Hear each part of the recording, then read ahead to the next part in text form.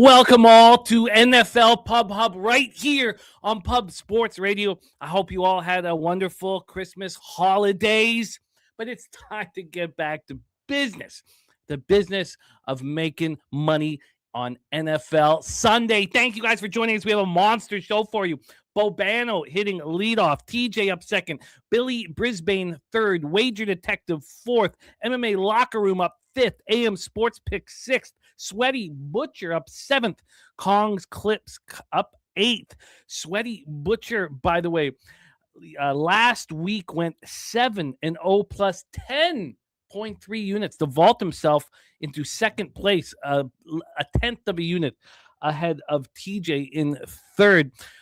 We've had a great season here on NFL Pub Up, and I'm pumped up here. Justin McKelvey, Stacks Plays of the Day 1 and 2 here in business. Get it all copied and pasted, and let's get to work, fellas. So we got Taylor, 100-plus rush and receiving, and Stacks Play Day number 2 is Chase Brown over 79.5 rush and receiving. Let's go over my action, my interest, and then our first guest will be ready to rock with us. Shy Archie, Glimmo, Troy, Torrance. Great to see my co-host and Bankroll Blitz in the chat. He's not just the co-host in Bankroll Blitz. He's not just up 50 units on the season. He has also taken the lead in our Cappers contest, NFL Cappers contest. There are 76 entries. He's now in first place. Now, there is a situation where some cappers like Peter Loshak, who's a 1.5 back, hasn't made any picks yet this week through the first 2 days. But Troy Torrance is in first place. F. Donahue's in second. Earl Sports Bets and Peter Loshak are tied for third, and I am in fifth. Just a half point up on the Reaver, Cale Reeves.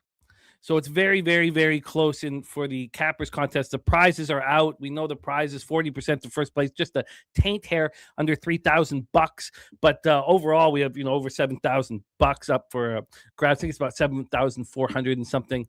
Because $3 were taken to cover credit card fees, so $97 from each 100 is in the pool. Great to see all of you guys here. We got Man, Bear, Pig in the house. Big Mastro. Of course, we wanted Big Mastro on the show. He's sick. He would be on here. He's never had a losing show with us. 4 shows. He's been in the black in all of them. Hope that you're starting to feel better. He'll be rocking with us next week.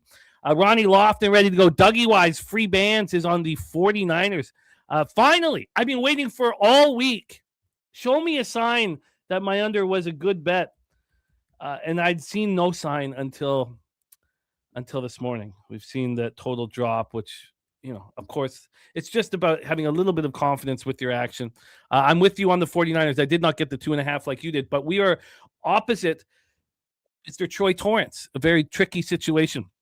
Blaze Towns fans in the house. Great to see you, my man. Nicholas Handy, serious business, ready to go. We got Domo here. Says, I love how Bobano has the leadoff spot secured. He certainly does. He's been absolutely spectacular this year. And it's not only what Bobano's, obviously he's 101 and 60 plus 34.01 units. But when you look at the body of his work, what is incredible is the consistency. His worst week with us, his very worst week was 4-5. He's never had a week where he's, 2 games under 500. His very, very worst week, 4-5, down 1.7 units, 1.71 units. That was week 6. He went 5-6, down 1.57 units in week 11, 4-5, down 1.51 units in week 12. But you have to search because he's had such a monster season. Nicholas Handy, serious business. Tasha, the nuke worker. Jimmy's T for the important halitosis update. Philip, ready to get to work. Toby Lane on Browns money line. Lucas says, do you think the Bears clinching the division will make them not take the Niners game too seriously?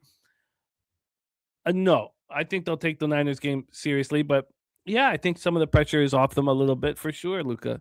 Nardo is on T. Higgins over 62.5 yards, receiving yards. Top sets at San Francisco -2.5 is his favorite play. Dougie Wise also on the Bills -2.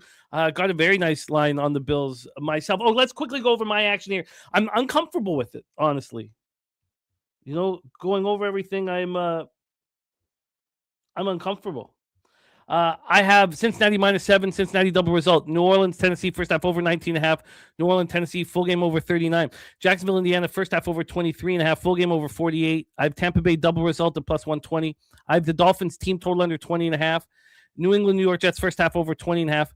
I have the Raiders, which is absolutely a debacle now, and I can't buy out of it. It's just too expensive. Philadelphia, Buffalo, first half under 21.5, full game under 43.5. Chicago, San Francisco, first half under 26.5, full game under 53. Atlanta +8, 49ers -3, Colts +6. The Browns interest me very much. The under in Cincinnati interests me, honestly. The weather is pretty nice, and look, it's just such a high number. That's and also it's tricky when teams don't care. Will defense travel and all those things. And then sitting here, I have the Bills in the contest, and I don't have the Bills bet. Is a mistake, but I can get in live here. That is my action. Thank you guys for joining us. It's great to see all of you guys. Aaron Gaza, Agent Parlay, Mark, Nick, 40 Kid, Unk Rock in the house. I love it. I love to see all of you guys. Thank you for joining us. Let's get to work. Bring on our leader in NFL Pub Hub. As I said, it's not house, up 34 units over 161 bets is incredible, spectacular. But the consistency is what I've been most impressed with. A bad week for him is what happened last week. He went 8-7 plus 0.21 units. You're running hot when a bad week, you're still in the black. Please welcome our leader in NFL Pub Hub Season 5, also our Season 2 champion, our friend Ian Cameron, to the show. Bobano, how are you? I'm good. Belated Merry Christmas. Hope everyone enjoyed it. Like I said, we're down to our last 2 weeks of the regular season, so we don't have many more opportunities to pad this record, but we will attempt to do that once again. And you're right. I'm not a great week last week, but when it's profitable, man, geez, that tells you how good it's been. Without a doubt, you've been spectacular. Let's keep it rolling, Ian, my friend. We start at 1 p.m. Eastern. Arizona Cardinals 3-12, 2-5 on the road. Cincinnati Bengals 5-10, 2-5 at home. Paycor Stadium, Cincinnati, Ohio. It gets so cold in Cincinnati tomorrow. And then on Tuesday, it's like 30 degrees is the high. But it's this warm Sunday in December here for Cincinnati fans at Paycor. 65 Fahrenheit, cloudy, 13 mile per hour winds. The Cardinals are beaten up. Buda Baker out, of course, important safety. Evan Brown on the offensive line out. It's not injury related. Catrell Clark is out. Paris Johnson, another lineman, is out. Clark, a cornerback, out. They're hoping that Josh Sweat can play. They're hoping that Marvin Harrison Jr. can play. Max Melton and Jalen Thompson, they're all questionable. They're hoping these guys can play, including Will Johnson here. For the Bengals, Joseph Osai is out, the defensive end. Matt Lee, center, is out. And Noah Fant, they're hoping will play. Same with B.J. Hill, the defensive tackle. Let's get into the line history and set this up for Ian. First off, this total, of which I've been staring at a lot. Just have this sickness for these high totals. 53.5. It moved. The look ahead was 51.5. It reemerged at 52.5, and it climbed. It came back down. This was all last Sunday, and then it just started climbing. We got up to a 54. This line didn't move. It just kind of sat at 53.5 for a long time, and then it moved to 53 on Wednesday or Thursday. And then the first move was this morning, a half-point move up to 53.5. First move we'd seen in some time. From a spread perspective here, we have Cincinnati -7, -7, a -110. I'm looking at a 7.5, a +105. It's, that is a 7. The look ahead was 5.5. It reemerged at 7. It did bounce up to 7.5 a few times, but we're sitting here at a 7. Cash flow wise here for game 1 for Ian Cameron, 84% of tickets, 86% of the cash on the Cincinnati Bengals, 57% of tickets on the over, and 56% of cash on the over. And I think that's what surprised me the most about why I decided, why am I going to, it's optimal misery. I was surprised how many people were betting the under. I thought this would be a very, very public over. And I double checked a few different sites, and they all said, no, it's some sites like Action have more people on the under. And if this was a hugely public over, I would have more appeal to try to get underneath it. Here, I think I let it go. Ian Cameron, take it away. Cardinals, Bengals. So I'm going to go with 3 bets in this game. Cincinnati double result, which I think is on your card as well, -120.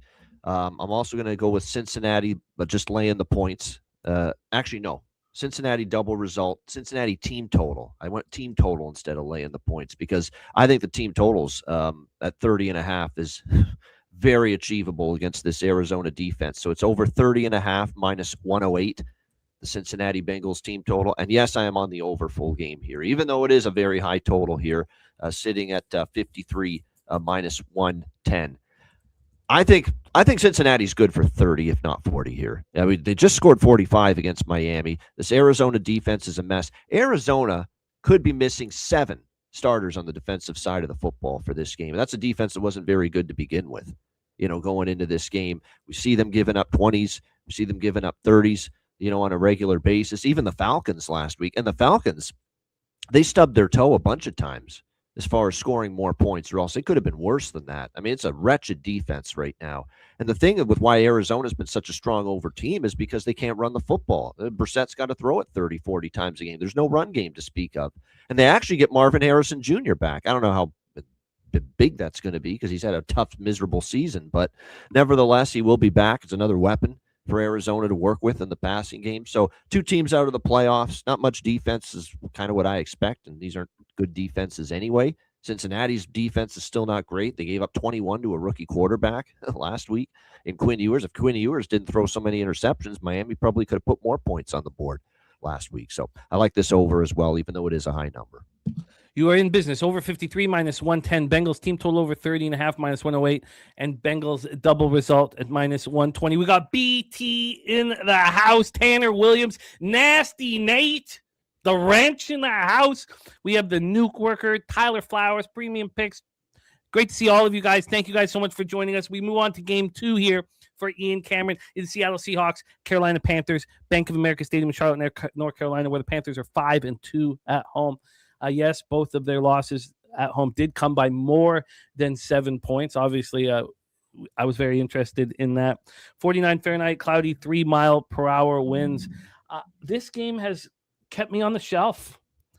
I found it very, very difficult throughout the week. Usually you sit with a game for this long and it, illuminates what the move is. I have a lot of colleagues on the Carolina Panthers. Nuke Worker, one of them here in the chat. The look ahead was a 7.5. It reemerged at a 7. Since its reemergence, there's been 15 cents of movement towards the Panthers, and there really wasn't a big move until today. You could have got the Panthers plus 7 at minus 108, at 3:40 in the morning. It's now at minus 120. So we've seen the books tip their hand a little bit here, moving this line towards the Panthers, but still sitting at a strong 7. We have a 42.5 minus 115 to the under. This look ahead was 42.5. It reemerged to 43. It bounced around. We're at 42.5. So it's since the look ahead, a 5-cent move towards the under. Then from the reemergence, we have a 0.5 point move towards the under. Cash flow wise here, we have the Seattle Seahawks with 53% of the tickets and 62% of the cash. I see that DraftKings has moved it to a 6.5. So is South Point and Fanatics. From a total standpoint, 55% of the tickets are on the under and 70% of the cash is on that under. Injury-wise, these are 2 pretty healthy teams. For the Seahawks, safety Kobe Bryant out with the knee injury. Offensive tackle Charles Cross with the hamstring injury. Charles Cross is quite a big loss. Josh Jones will start at left tackle in the steed. We have the Trevin Wallace, inside linebacker, out for the Panthers. Tershawn Wharton, defensive tackle, is out. Robert Hunt is expected to go. He went on the IR after week 2. He still needs to be activated. We don't know if that's going to happen. Maybe Bobano knows if that's going to happen. But Tet McMillan is good to go. Take it away for us, Bobano, here, Seahawks Panthers. So I am on Carolina here. I got plus, well, I think there were a few 7.5s overnight. I don't even know if they're there anymore. I don't think so. So we're going to have to stick with plus 7 here, minus 110. Plus 7, minus 110 here with Carolina in this game. My one concern here, and they have been a great home underdog, 4-1 against the spread this season, 1 outright as a dog against Atlanta, against Dallas, against Tampa, against the Rams. And the Rams are every bit as good, if not better, than Seattle. And Carolina beat them outright as a home dog just a few weeks ago. Going back to last year, middle part of last year, Carolina is actually on an 8-1 ATS run as a home underdog. 8-1. It's a great run. The only non-cover was earlier this year as a home dog against Buffalo, but you throw that one in the garbage can. Buffalo was off a bye and a loss. Andy Dalton was at quarterback. Bryce Young was injured, didn't play.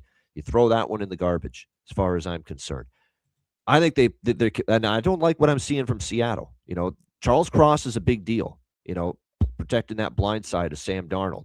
And Carolina's pass rush has stepped it up. They got after Baker Mayfield last week. Their pass rush is getting after it a lot better.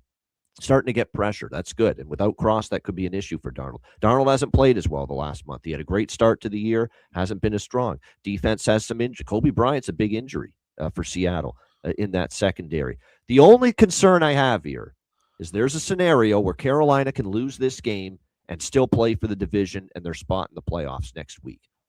The only way that would change is if somehow Tampa gets upset by Miami.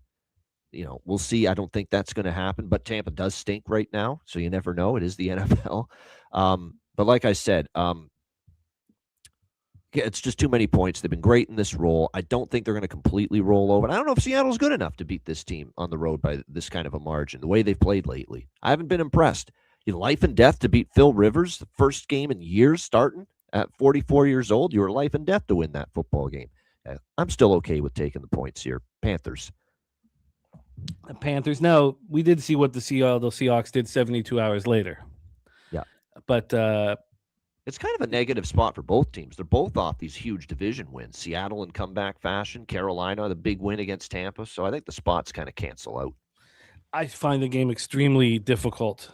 So many different when you unpeel layer after layer after layer, there's still question marks. Usually you unpeel a few layers, like, okay, I see the angle here for me. I found it extremely difficult. I completely understand taking the points here. Carolina +7 at -110 for Bobano. We move on to Huntington Bank Field in Cleveland, Ohio. 48 Fahrenheit, cloudy, 15-mile-per-hour winds. Steelers 9-6, 4-3 on the road at the Browns, 3-12, 2-6 at home.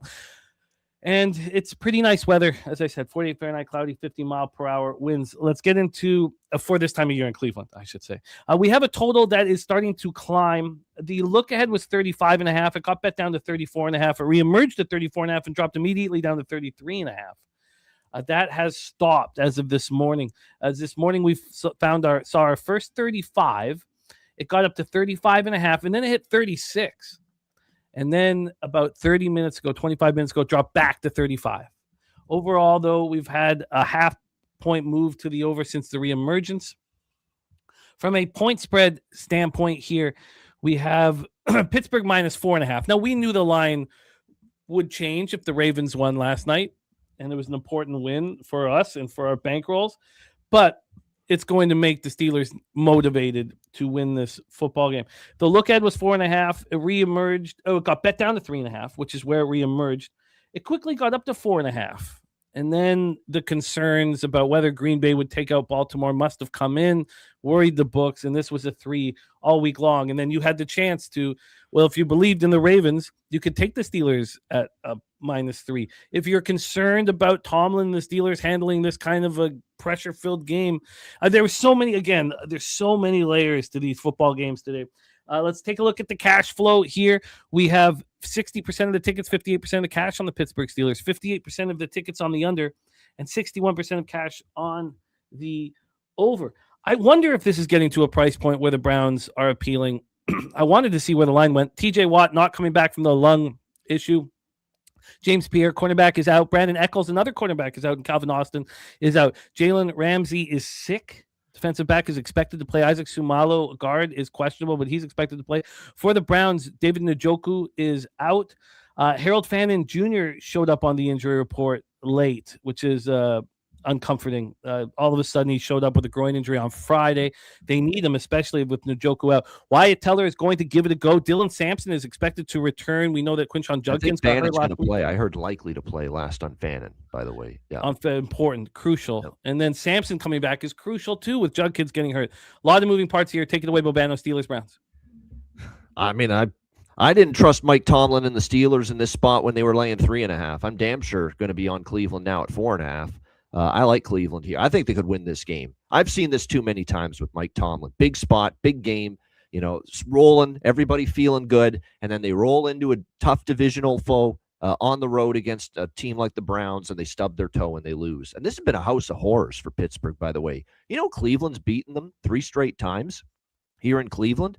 3-0 straight up, 3-0 against the spread for Cleveland against Pittsburgh. I was on Cleveland last week, Jimmy, on this show against Buffalo. I said, this team's going to compete.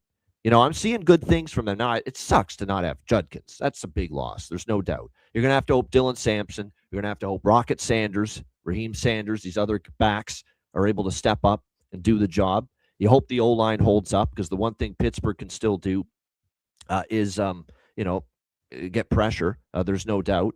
Shadour's got to stop the interceptions. But what I loved about the game against the Bills, and they still battled to the end and lost by 3, he had 2 interceptions in that game, Shadur Sanders, but he moved the team. He used his legs. He was good. They moved the ball up and down for most of that football game, even with the 2 interceptions he threw.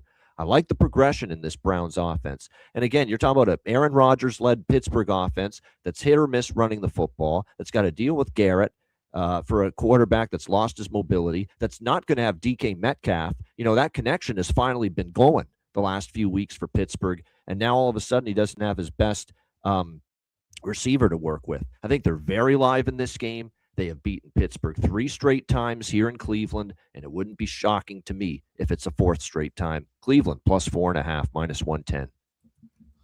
It's a nice number. We were curious to see how high it would go. And I'm going to use my conspiracy theory hat here too. If Browns win, that sets up winner take all for the division and the playoffs next week, Ravens Steelers, and you can bet your ass that's going to be the Sunday night football game to end this regular season if that's the case. You don't think the NFL wants that? You think maybe Cleveland gets an extra call or 2 today? I'm not saying for sure that'll happen, but just saying. And, for those, talking about everybody being on the Browns, I think there has to be context. The context is this is a group of handicappers that work together all the time and, are putting countless hours and energy into our action. This means the world to us. And now when we're all on the same side, when I started, it was the kiss of death, because it was 10 years ago. Now we've been working together. And it's not public. 70, according to Action here, and according to Odds Logic. So Odds Logic has 59% of tickets, 58% of cash on Pittsburgh. Action has 71% of tickets and 59% cash on Pittsburgh. So just because our group is focusing on one angle doesn't mean that is a sentiment of society. I'm very interested in the Browns plus 4.5. Troy says they couldn't move the Ravens. Team total up to 20. Troy, are you on the Browns here? I would love to know that. Browns plus 4.5, minus 110 for Bobano. Let's roll on. 1 p.m. Eastern. New Orleans Saints 5-10, 2-5 on the road. I'm also going to add the over to it. I see 35 minus 118 with the over. At 35, I got it. I think there's enough offense to get there. The rain's not going to be as bad. There's no wind.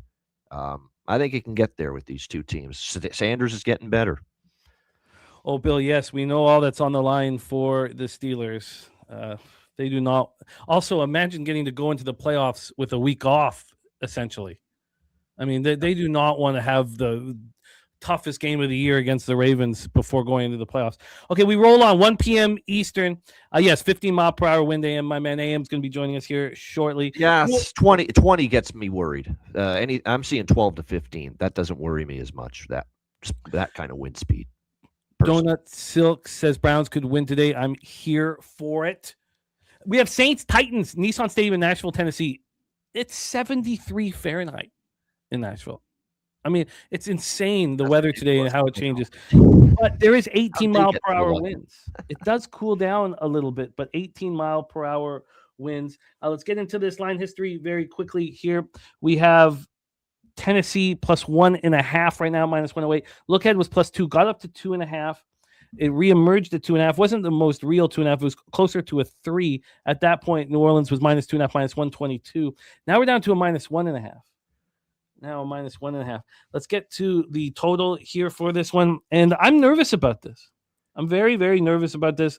I'm on the over. I'm on the first half over and the full game over. I'm not generally an over better. The total opened up at 39, got up to 40, dropped back to 39.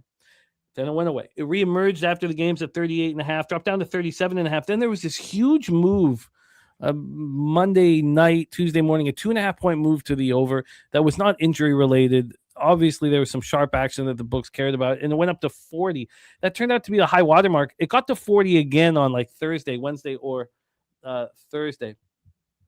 So that is the total there. Let's get a look at the cash flow for this spot. We have 53% of the tickets, 63% of the cash on Tennessee, 62% of tickets on the under, and 54% of cash on that under. Ian Cameron, take it away. Your plan for Saints Titans.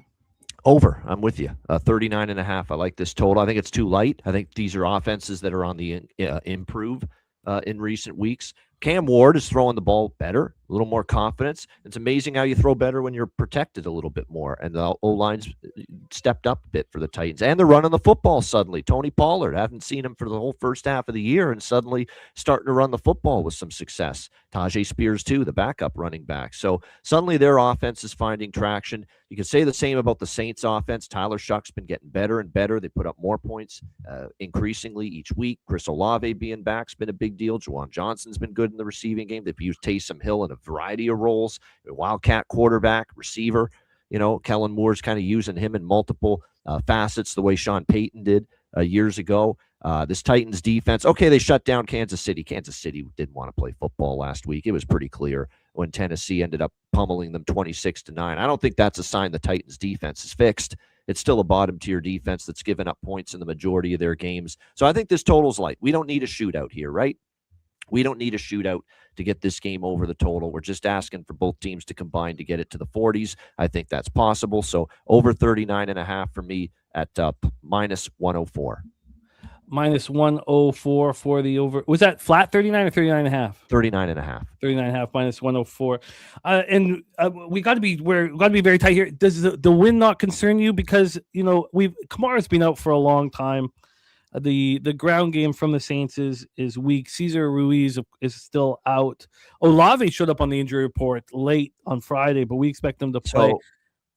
But regarding the wind was worse than this in Hawaii for the Hawaii Bowl on Christmas Eve. It was in the 20s, the mile per hour winds, and that worried me. And I actually bet I got out of an over, most of it, of an over that I liked because I was petrified by the wind. And those teams went up and down the field and it flew over the total. So, it's supposed to make a difference and impact the offenses. Didn't in Hawaii earlier this week. And I'm looking at 17, 18 miles per hour. It's not quite at that threshold. 20 is when I get a little concerned. 25 is when I'm like, whoa, I'm really worried that the offenses are going to be impacted. So small concern, but not enough to get me off this over. It's also so warm. Yes. And another important factor in this is the wind dies down.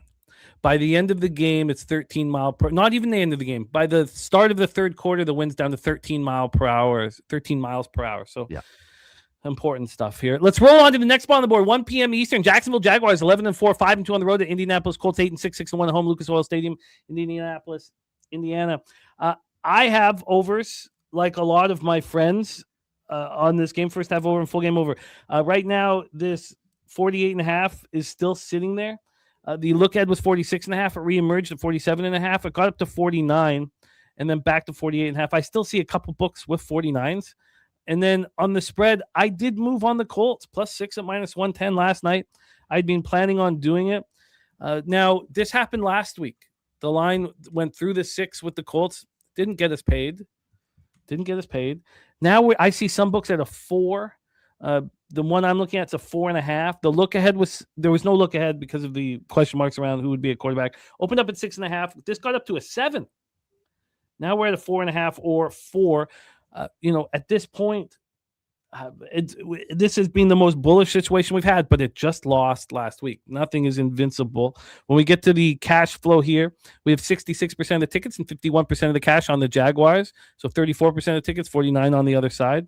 And then we have 56% of tickets on the over, but 54% of cash on the under. Take it away, Ian Cameron. Obviously Colts out of the playoffs now officially. Do they have one last, let's play spoiler. big effort here against a division rival who beat them soundly, by the way, 36-19 just a few weeks ago. I was on the Jaguars. I was on the over in that game, and I'm running it back with both of those bets here. Although with the Jacksonville position, I'm not going with the spread. I'm going with the team total for Jacksonville here. Over 26.5. You can find that at minus 118 with Jacksonville's team total. I just find this number is like the Colts defense. I know they have Gardner back, Sauce Gardner, but he's an overrated corner anyway. There's still no DeForest Buckner. That defense was shredded last week when they faced a really good offense. And there's not many offenses humming better than Jacksonville right now. They went into Denver, last week and put up a 34 spot against the Broncos. And I was on the Jags in that game last week. I mean, 34, 48, 36, 25, 27, 35, 29, 30 points in their last 8 games, 25 plus in all 8 games. And they've gone over this team total in 7 of their last 8 games. I don't see the Colts defense slowing them down. They're just Lawrence is Brenton Strange has been big. Jacoby Myers has been huge addition to this offense. We're seeing what he's doing. They've suddenly got weapons now, and Etienne's running the football well. So I'm going to go with this Jaguars. No weather issues indoors. I don't know if the Indy defense has what it takes to slow this team down with the way they're rolling. Liam Cohen's just dialing it up right now with this offense. So over 26.5, minus 118 for the Jacksonville team total. And I'm on the full game over as well, because I do think Phillip Rivers the weakness of the Jacksonville defense, if they have one, is the secondary. And, we saw Rivers chucking that football pretty well. Last week against San Francisco, finding Alec Pierce, finding a lot of his weapons down the field. So I think the Colts will score. I just don't trust their defense to stop Jacksonville. So I do think this goes over 48, minus 120. Was that a flat 48? Over 48. Yep. Minus 120. Minus 120 here for Bobano. Final spot on the board here for Ian Cameron is our Sunday nighter. Oh, God, thank you for this football game. And for San Francisco 49ers fans, thank you to Mr. Shanahan for somehow putting all the pieces together and giving them. I mean, the fact that we're sitting here 10-4 is insane to me. Absolutely. You just can't count out this 49ers football team hosting the Bears, who won the division. 53 Fahrenheit clear, 3 mile per hour winds. I moved on the unders. I just don't see the Bears as an over team. Of course, the Niners are. Of course. But I just don't see the Bears playing their part in this. And the number was insane to me. I got the first half under 26.5 with very low VIG. I got the full game under 53. And then I moved on to 49ers. I was planning on doing it. I was a little late to the party. I got the -3 at minus 115. From a side perspective, we now have strong 3.5s. Strong 3.5s here. And then from a total perspective, we finally saw a dip. What a relief it was. I mean, it was just, it might be coming back up, though. Let me see. No, it's not. Okay. But some books are moved to 51.5. Here I'm looking at a 52. I needed this dip badly. And some books didn't, 53 wasn't available here where I'm looking, where we used to play poker. This closed. The look ahead 50.5 closed at 50. It opened up at 51. This book never took it to 53. This book's high was 52.5 on Tuesday of last week. So some books handled it differently than others. From a cash flow standpoint here for our Monday nighter, we have, for a Sunday nighter, 63% of the tickets, 70% of the cash on the Niners, 69% of the tickets, and 77% of the cash on the over.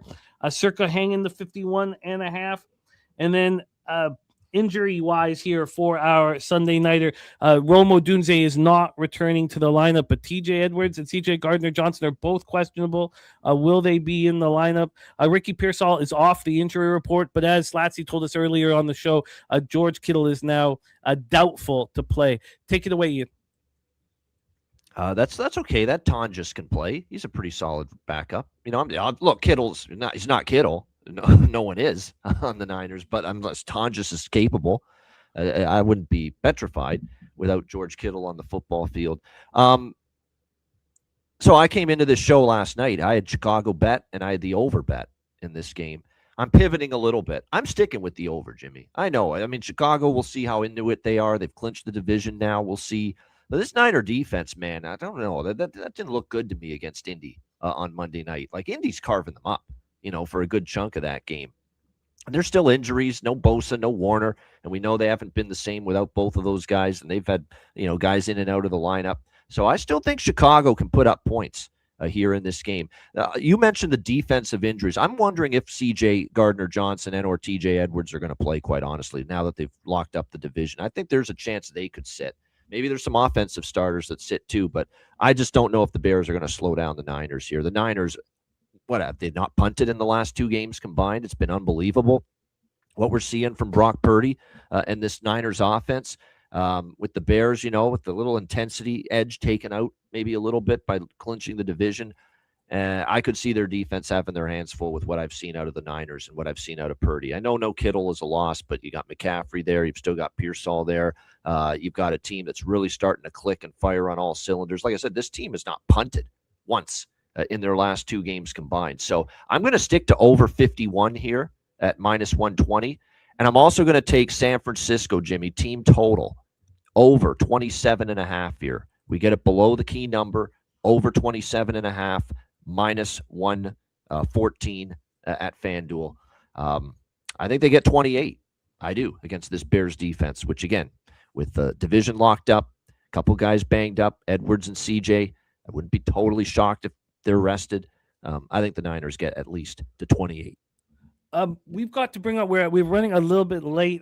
We did have a quick question from Big Master. He said that he wanted to know what you thought about adding the Cardinals to a 6-point teaser. If you could, I know we're on the Bengals, so I mean, what is the possibility? Not for me, I don't know but here's the thing with Arizona. If you get them up to a teaser, that gets it to 13 with where the number is right now? Yeah. I mean, the back door could be open. Jacoby Brissett just keeps throwing the football, and they can score through the air. And it is the Cincinnati defense. So it's not for me, but I see the angle. I do. Yeah. Bobano, excellent work all year long. We have the over 51 in Bears, Niners, 49ers team total over 27.5, Jaguars team total over 26.5 and the over 48, the over 39.5 in Saints, Titans, Browns plus 4.5 and the over 35, Carolina plus 7, Cincinnati double result, Bengals team total over 30.5 and the over 53 minus 110. Excellent work, Bobano, my friend. Tell us what's going on for you, Ice Guys, NBA OG show, and of course, Hitting the Books YouTube channel. Yeah, the Ice Guys, 7 days a week, Monday to Friday, 2 p.m. Eastern, Saturday, Sunday, noon Eastern, NHL betting. Check that out. NBA OG Crew betting show, Monday to Friday, 4 p.m. Eastern, 1 p.m. Pacific, with Dutch Ski and Wham. And, of course, Hitting the Books, college football. Well, there's only a couple shows left, but check out our bowl previews. We've previewed every bowl game and the college football playoff quarterfinals, C-Mac and I, on the Hitting the Books YouTube channel. Check that out. We got college basketball shows coming in the new year as well. Jimmy, good luck. Everyone in the chat, good luck. Let's have another big Sunday. There he is, Ian Cameron, currently ranked first out of 33 cappers here on our show this year. Our next guest is ranked third, 24-14. What a performance, plus 9.04 units. In his last 2 shows with us, he's gone 11-5, plus 5.42, plus 5.52 units. He's been absolutely dominating here on our show, and he's back in business. 3 games on his card, and he's absolutely annihilating game 2 on his card with 7 bets in 1 game. Please welcome our next guest, the only capper to go 60% back-to-back seasons on my show in any sport, our friend TJ. And now, TJ, how are you? Good morning, guys. Good morning. I got a little bit of a sinus cough thing going on, so I'm going to keep it brief today. We're a little behind anyway, and we'll just roll through this. I'll try not to cough too much, man. Let's rock, my friend Sabino. It is great to see you, man. We love you, Sabino. So great to see you in the chat, back in business. Where you belong, Captain, with us. Let's roll. Cardinals, Bengals, Paycor Stadium, Cincinnati, Ohio, 65 Fahrenheit, cloudy, 13-mile-per-hour winds. We have already set this game up. You are attacking the player prop market. TJ, take it away. Yeah, it's been fun on PubHub this year. I normally didn't do a ton of player props, but I've kind of been hitting them in NFL this year. It's fun, a little smaller bet sizes, but I'm really going to attack both run defenses. And I know Babana talked about a lot through the air here, but the Cardinals surprisingly have been good keeping wide receivers in check. You'd be surprised to go back and look at offenses against the Arizona, and wide receivers don't find the end zone very much. So, I'm gonna hit the Bengals run offense a little bit here. I'm gonna back Chase Brown over 54.5 yards. I posted this last night. Now the prop has gone up 2, 3, 4 yards, depending on the book. I still like it, but I hit it at over 54.5, -114. That's out there on Twitter from yesterday. And if you look, the Bengals are 4th in pace, Cardinals are 5th in pace. The Bengals don't run the ball a lot. All right, they're 27th in run frequency. However, the Cardinals are 5th worst. I'm sorry, Arizona's 5th worst in the league against the run. This is a meaningless game here. I do expect it to still be high scoring just because of the pace these offenses run. But look for them to run the clock here a little bit. Look for the ball on the ground, and Chase Brown has been ramping up. So I expect 54.5 yards to cash easily there. And then on the other side of the ball, Bengals defense, obviously worst in the league in yards allowed versus the run, 128 yards a game. Arizona's been talking about getting the ball to Carter more and more throughout the year, especially the last couple games. He's gone for 14-56 against Houston, which is a great run defense, and then got Atlanta 11 carries for 65 yards. I expect him to get the ball 12, 13, 14 times and easily go over his number of, what did we get, 42.5. Again, that's gone up a few yards since we posted it last night. Still like it up to like 47. So over 42.5 yards for Michael Carter. Those are my two bets in that game. Locked in. Both these spots, all of these spots have been tweeted out. I will pop our guy TJ's X handle here in the chat. Over 42.5, -114 for Michael Carter. That was available at FanDuel. Over 54.5 for Chase Brown, -114. Also available at FanDuel. We roll on to Saints, Titans, Nissan Stadium, Nashville, Tennessee. Every time I look at 73 Fahrenheit, I'm just astonished. Like I've written something wrong. It's so warm there today. We have 7 different spots you are attacking in the player prop market. TJ, we've already set this game up. Take it away. Yeah, I'm a big fan of Shuck, man. What he's doing, the Saints have found their quarterback. He's definitely going to be a starter next year. And it's rookie versus rookie here. And Kellen Moore, I don't see a reason to take off the gas. I mean, he's set these guys up to believe in themselves for next year. Obviously, a draft spot is not. There's no tank for draft spot in this one. It's him showing his brass upstairs, hey, believe in me, believe in the staff I've put together down here on the field.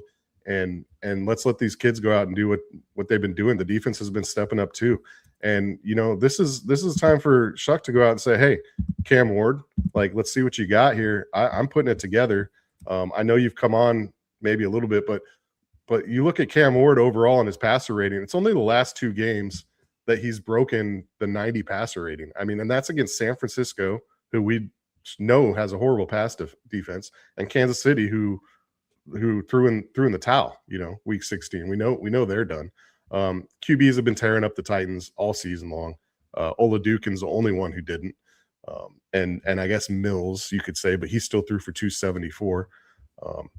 New Orleans offense, obviously, if you take their whole season, you're going to see some bad numbers, but if you break it down over the last 4 or 5 weeks, it's been very good. Their defense has been stepping up, certainly. Tennessee's offense success rate 31st in football, rush 26, pass 31st, right? When blitz, Cam Ward has a 65 rating. New Orleans blitzes 8th most in football at 31%. And when pressured, Cam Ward 52.8 rating. Pressure rate for New Orleans is 32%. It's only been going up over the last 5 weeks. All right, my number one thing overall here is Cam Ward, we know, has been good on the deep pass, especially rolling out right, throwing it to the left, getting lucky a few times. You can't do that against a good defense. He's going to learn that over time. And New Orleans is number 2 defending the deep pass in football. All right, my final area in this game to kind of focus on is what Olave is doing. And Olave, yes, there was a little bit of concern, and it brought his player props down about a back issue. Every report coming out is he was held out of practice, just precautionary, just to keep him healthy. Let's not let him take any hits or tweak anything. We want him full speed come Sunday. He's going to play. They said it all week. He's going to play. And of course he showed up fine and is with the team. So I'm hitting Shuck's passing props. I'm hitting Olave's reception props. And again, I'm hitting the Saints team total, and I'm on the Saints. And I got a bad line on the Saints because, again, I posted this last night. I'm still fine with it. I'm on the Saints -2.5, -108. I'm on the Saints team total over 20.5, -109. And then my 4 props here are Shuck over 221 passing yards. He's been hitting that easily. I think some of that was weather related, concerned with the wind, but these guys get yards after catch too. I'm over 32.5 attempts. They've been letting him sling the ball, man. Obviously without a strong running game. So I'm not concerned there. Over 32.5 attempts. That's gone up. All these props have gone up since they were posted last night. I'm still fine with them. Olave over 5.5 reception yards, -108, or over 5.5 receptions, apologies. And then Olave over 67.5 reception yards, -113. Those have all gone up a couple yards, still fine with them. You're in business. I had the team total there twice. That's why I had 7. So you're right with 6. Saints team total over. New Orleans -2.5. Shuck yards and attempts. Olave receptions and receiving yards. Hammering it 6 different ways is TJ. Let's move on to our Sunday nighter. I cannot wait for the live stream tonight. So much fun. Bears, Niners. And you've moved on team totals. Not full game, though. We've already set this one up. TJ, take it away. Yeah, you guys have talked about it a lot. I'm not going to, hit too many points here. I just found a couple lines very interesting, and they differ between books quite a bit. I'm just going to pull them up now to see what's actually active here. Team totals. Yeah, both of these are still available. Juice has changed a little bit, but I'm just going to say what I'm on here. Chicago first half team total over 10.5. That's available right now at -110. I got it -111. Just at a couple books. There's some 12.5s out there. Juice to the under, but you can get a 10.5 on Chicago, and San Francisco first half over 13.5, and that's still available. Definitely juicier than what I got it at. I got it at 120. You can get 130. I see both these teams come out firing, and then I think we get into more of a playoff mode battle second half. Now the whole game could go over, but I do like the full game. If I just want to get this in a first half mode, because I think second half we could see him tighten up a little bit. As you get more into that later game defensive mode type. I just like compared to the full game number. I mean, 10.5 and 13.5 is only a 24. To me, that just makes more sense. Possibly 1-1, but I like that chance to go 2-0 there. Yeah, that's where I am. I don't want to break it down further. I want to save time for the next guest. I do have a few add-ons, Jimmy. Oh, let's hear. As always. So the 10-point teasers have been money this year. Been giving them out. I have 2 of them. Sorry to make you right here, so I'll go slow. Good. Arizona, Cincinnati, over 43.5. Okay. New England, -3.5. New Orleans, Tennessee, over 29.5. That's the first one. New Orleans, Tennessee, over 29.5. Okay, you're in business. Next one. Second one, Chicago, San Fran, over 41.5. Giants, +7.5. And Saints, +8.5. All right, let's hammer these one more time. Both at -120. Arizona, Cincinnati over 43.5. New England -3.5. New Orleans, Tennessee over 29.5. Number 1. Number 2, Chicago, San Francisco over 41.5. Giants +7.5. Saints +8.5. That is alongside Niners first half team total over 13.5. Bears first half team total over 10.5. Olave over 67.5 receiving yards.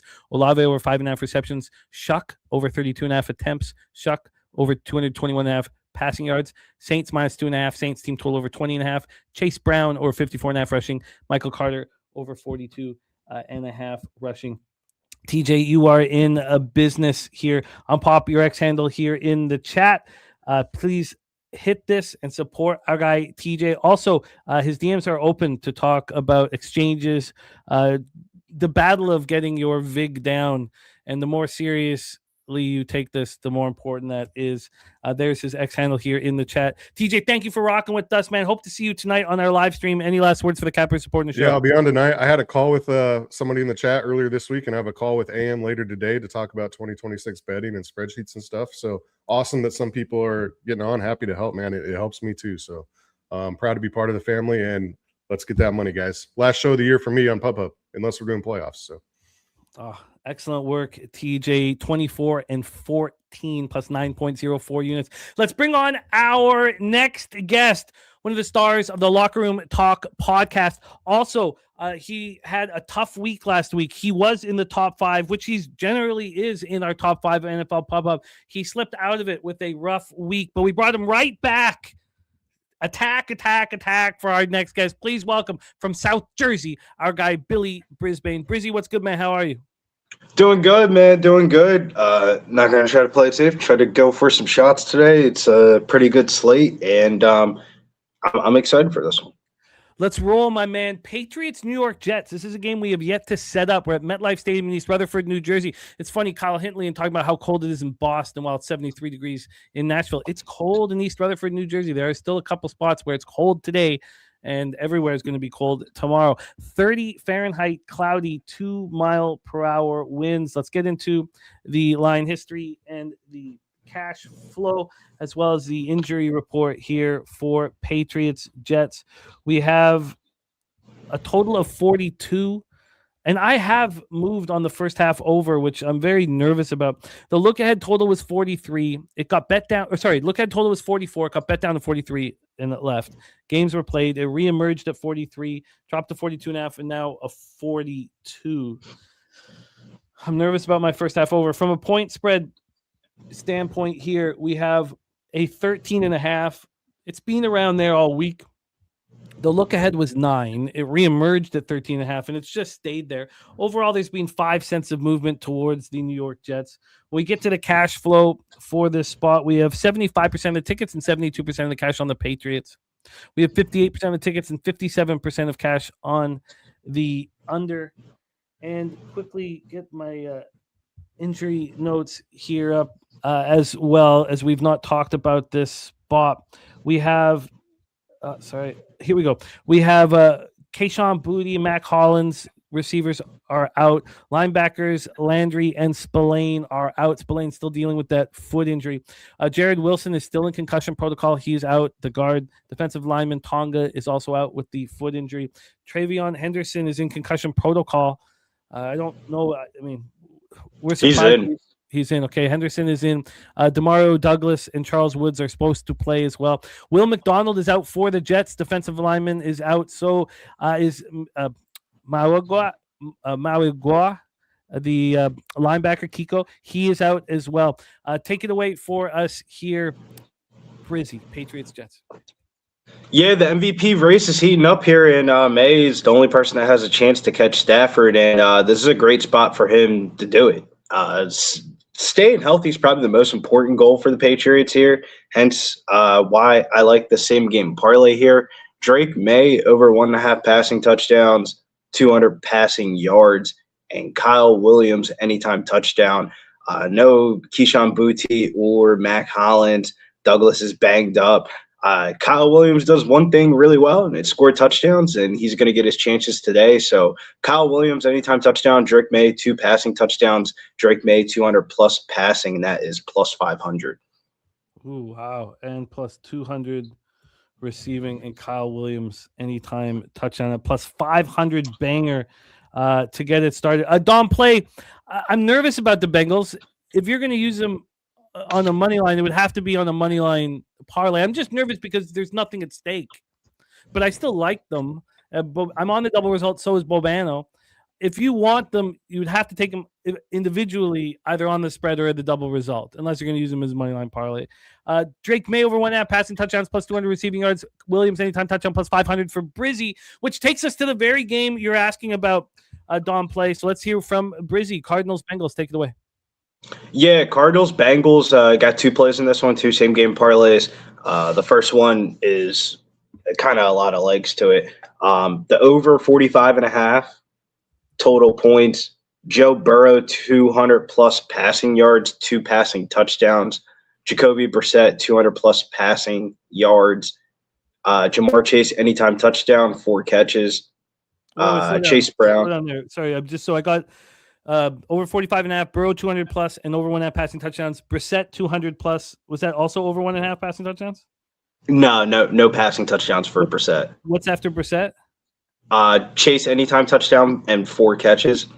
Chase 4 catches, 4 receptions, and anytime touchdown. Okay, cool. And next? Brown 50 plus rush receiving, and Trey McBride 50 plus receiving yards. Rush receiving. And McBride 50 plus receiving. That's got to be a hefty payout. Plus 306. I mean, to be honest with you, throw the stats out of it. I got fucked on that same game parlay last week. How the fuck does Joe Burrow throw 4 passing touchdowns and none of them go to Jamar Chase?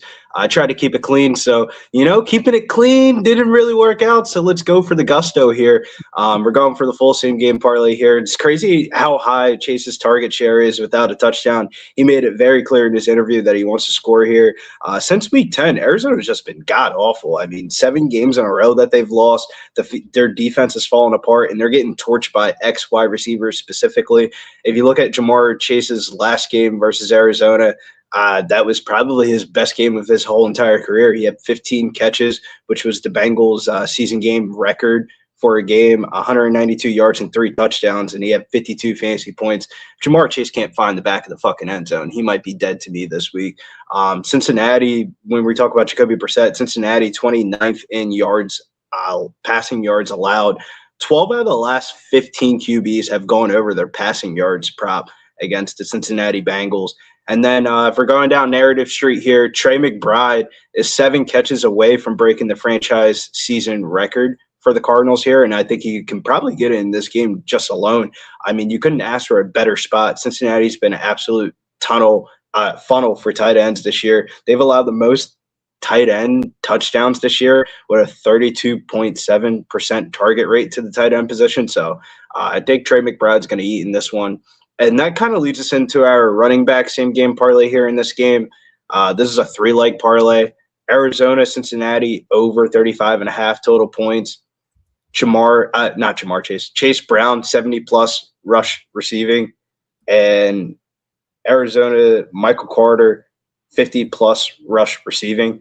That parlay is +100. I mean, if you just look at the numbers in this game, it's hard not to bet the running backs. After a slow start to the season for Chase Brown, he's gone over his rush receiving yard prop in 8 out of his last 9 games. Arizona has allowed the 4th most rushing yards and the 12th most receiving yards to the running back position. And then you look on the other side of the ball, Michael Carter's in a great spot, especially through the air. I think he's going to get this through the air majority. If you just want to bet his receiving yard prop alone outright, I would take it.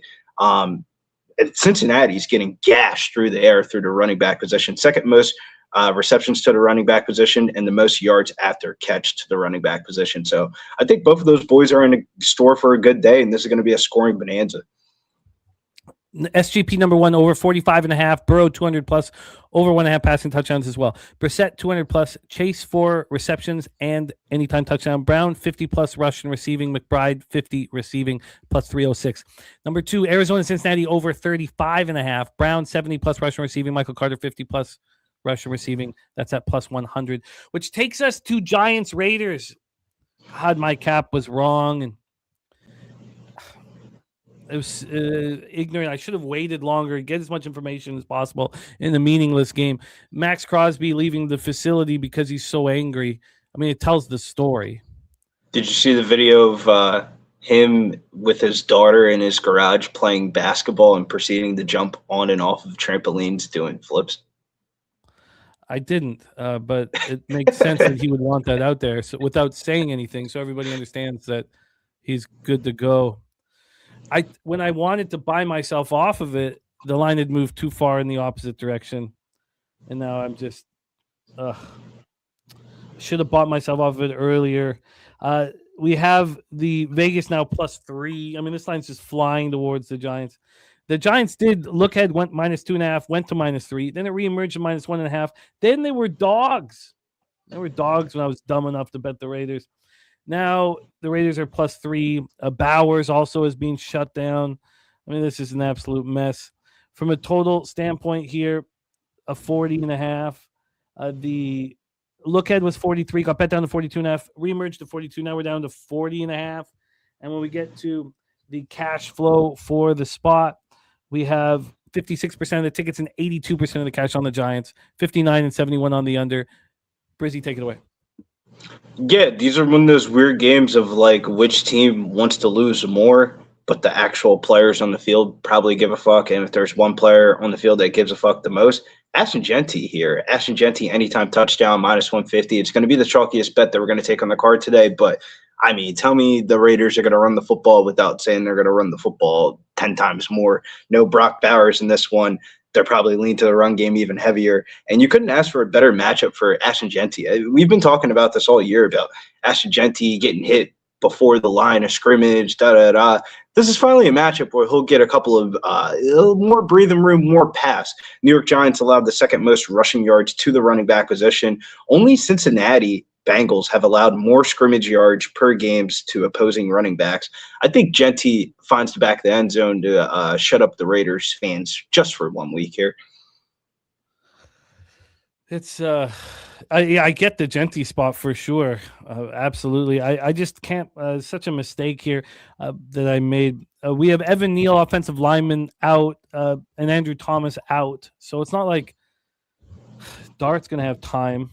Also, his center John Michael Schmitz is doubtful. So they're a mess. But Crosby and Bowers.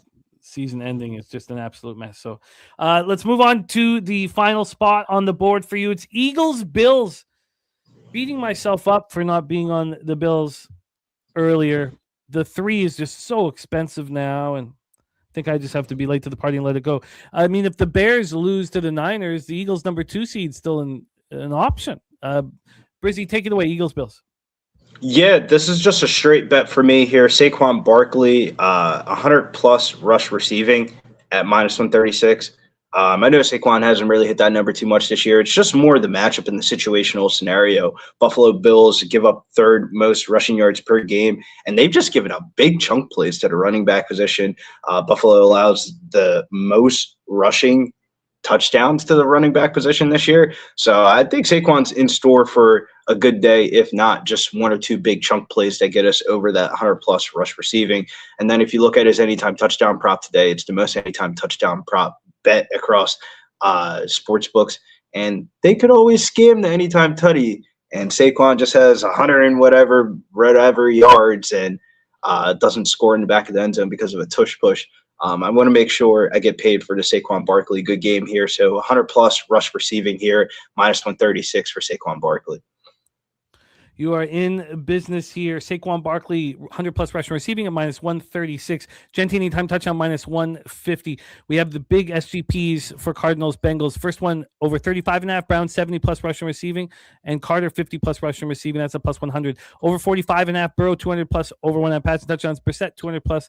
Chase, 4 receptions, anytime touchdown. Brown, 50-plus rushing receiving. McBride, 50-plus receiving. That's a plus 306. May, over 1.5 passing touchdowns and over 200 passing yards. And Williams, anytime touchdown at plus 500 for Billy Brisbane. Brizzy, I hope you are available to rock with us this evening for our live stream. I'm Pop Your X handle here in the chat. Please support our guy Brizzy and the Locker Room Talk podcast squad. Brizzy, any last words for the Cappers supporting the show? Yeah, we'll save more words for the Sunday night football game. Make sure you guys tune into the Sunday night live stream tonight. Bears, 49ers going down here at Pub Sports Radio. Let's roll on to our next capper joining us. Excited to hear and watch him cook. He's coming off a 4-2 performance plus 1.9 units, taking him on into the black for the season. Currently ranked 10th out of 33 cappers here, 9-7 plus 1.36 units coming to us from Jersey as well. Atlantic City in the house. Please welcome the Wager Detective to the show. Wager Detective, how are you? Jimmy the Bag, how are you, buddy? Happy Sunday to all the chat out there. Let's get it. Let's get into this cap. I'll keep it brisk, run through it. What we got first, Jimbo? Seahawks, Panther. I'm getting messed up. You've got to stay focused here. We have Spooner in the house. Dabby, Cab, great to see you guys. Seattle Seahawks, Carolina Panthers, where we're getting started for us. Wager Detective, Bank of America Stadium, Charlotte, North Carolina, 49 Fahrenheit, cloudy, 3-mile-per-hour winds. I wanted to talk a little bit more about the Eagles-Bills game that Brizzy's on. I'm going to have the chance to do that here with Wager Detective. So, keep just know that we want to hammer that a little bit harder because there's some angles that I did want to talk about. But we start with Seahawks, Panthers, Wager Detective. We already set it up. How are you getting paid? Okay, Seahawks 7-2 last 9 head-to-head versus the Panthers. But in those 9 games, they're 2-7 against the spread. Month of December between these two teams, Carolina 3-2 head-to-head, 2-1 against the spread there. 4-1, 4 over, 1 under in the month of December between these teams all time. Carolina is 0-5. Last 5 at home versus the Seahawks, but they are covering the They are covering the spread there. 2 over and 3 unders in those games. The Seahawks on the year, 10 over and 5 under, the 42.5. Seahawks are 12-3 total record this year. 8 out of the 12 wins, they've covered that spread. They're 4-2 against the spread in 6 road wins this year. And they've held 9 of their opponents under 20-plus points this year. Seattle, good team, playing great. I think this Carolina team is going to be a team that a lot of the public is going to be on, getting that 7. Now the line's reversing to the 7.5. They're a tough team, but the Carolina 8-7 this year, 8 over, 7 under in their games. They're 2-5 against the spread in their 7 losses this year. And then home in December, they're 4-5 in their last 9, but they're 1-4 against the spread in their last 9 road losses. Those 5 losses, they're 1-4 against the spread, 6 over, 3 under.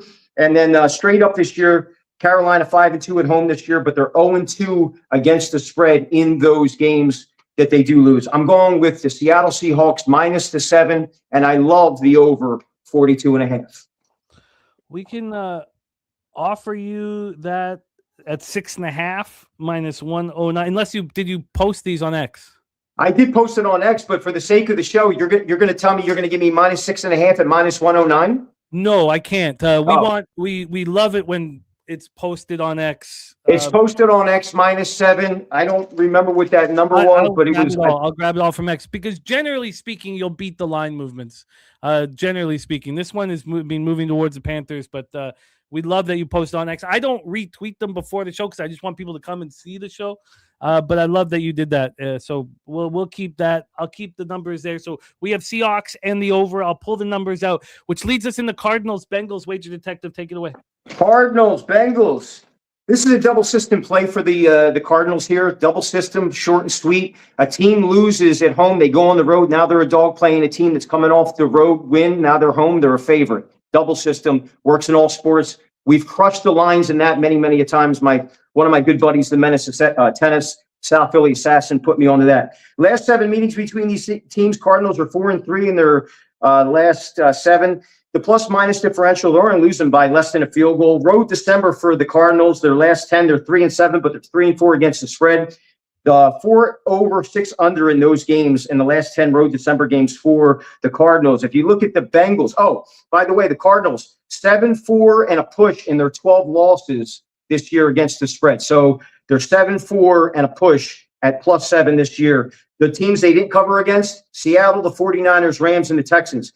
They're 3-2, the Cardinals, and their 5 road losses this year at +7.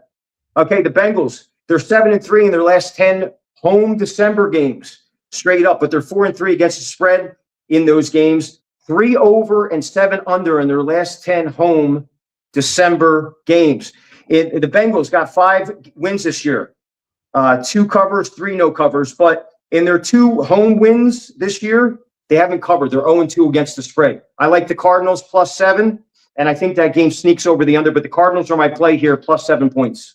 Cardinals +7 at -110 for the Wager Detective, which takes us to Nashville, Tennessee for Saints Titans. We've already set this one up. Take it away. Saints 3-6 in their last 9 meetings against the Titans. I know people don't want to hear about the head-to-head, what happened 10 years ago, 15 years ago. This is how Wager Detective usually finds the footprints that lead to a way. History has a way of repeating itself, and that's one of the first things that I do when I cap a game is I look at the history, football, NHL, whatever it is. That's where I go with. They're 3-6 in the last 9 against the Titans head-to-head.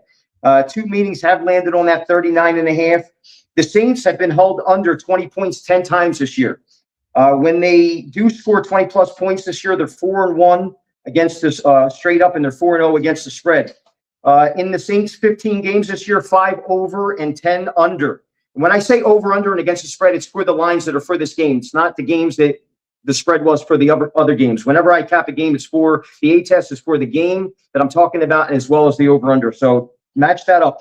The road games for the Saints this year, they're 2-5, 4 over and 3 under. The Saints' opponents have scored 20-plus points 11 times this year. The Saints are 1-10 this year when their opponents score 20-plus points. Okay, you look at the Titans. They're 3-12 this year, I know. But let me break this down for you. This gets real exciting. The Titans' first 4 games. First of all, the Titans have had one of the toughest schedules in the NFL this year. They started off the season, first 4 games in this order: Broncos, Rams, Colts, Texans. That is a murderer's row. Now you're getting a Titans team that's starting to play better. Cam Ward is finding himself now. He's starting to look like that guy that they drafted. If you look at the teams have scored 20-plus points 13 out of the 15 games against the Titans this year, but the Titans have scored 23-plus in their last 3 games. They've been held under. The Titans have been held under 20 points 8 times this year, so they've scored 20-plus 7 times this year. Titans are 2-11 straight up when opponents score 20-plus. I don't think New Orleans gets to 20 today.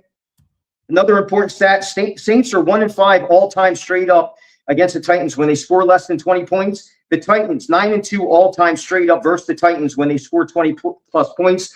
I posted on Twitter. I do believe that the Titans get over the 19.5, which is -106, but I like the Titans to win this game outright.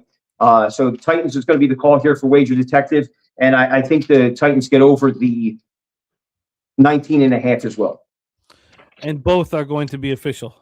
Okay, perfect. Does that work? Or that's up to you? No, yeah, that's great. That's perfect. Beautiful. Team total over 19.5, -106. And we have the Titans plus 1.5, -108 for the Wager Detective. There's Big Show picks in the house. Great to see you, Big Show. Yes, the Panthers contest is heating up in a very, very big way. Our next spot on the board is Eagles-Bills, Highmark Stadium, Orchard Park, New York.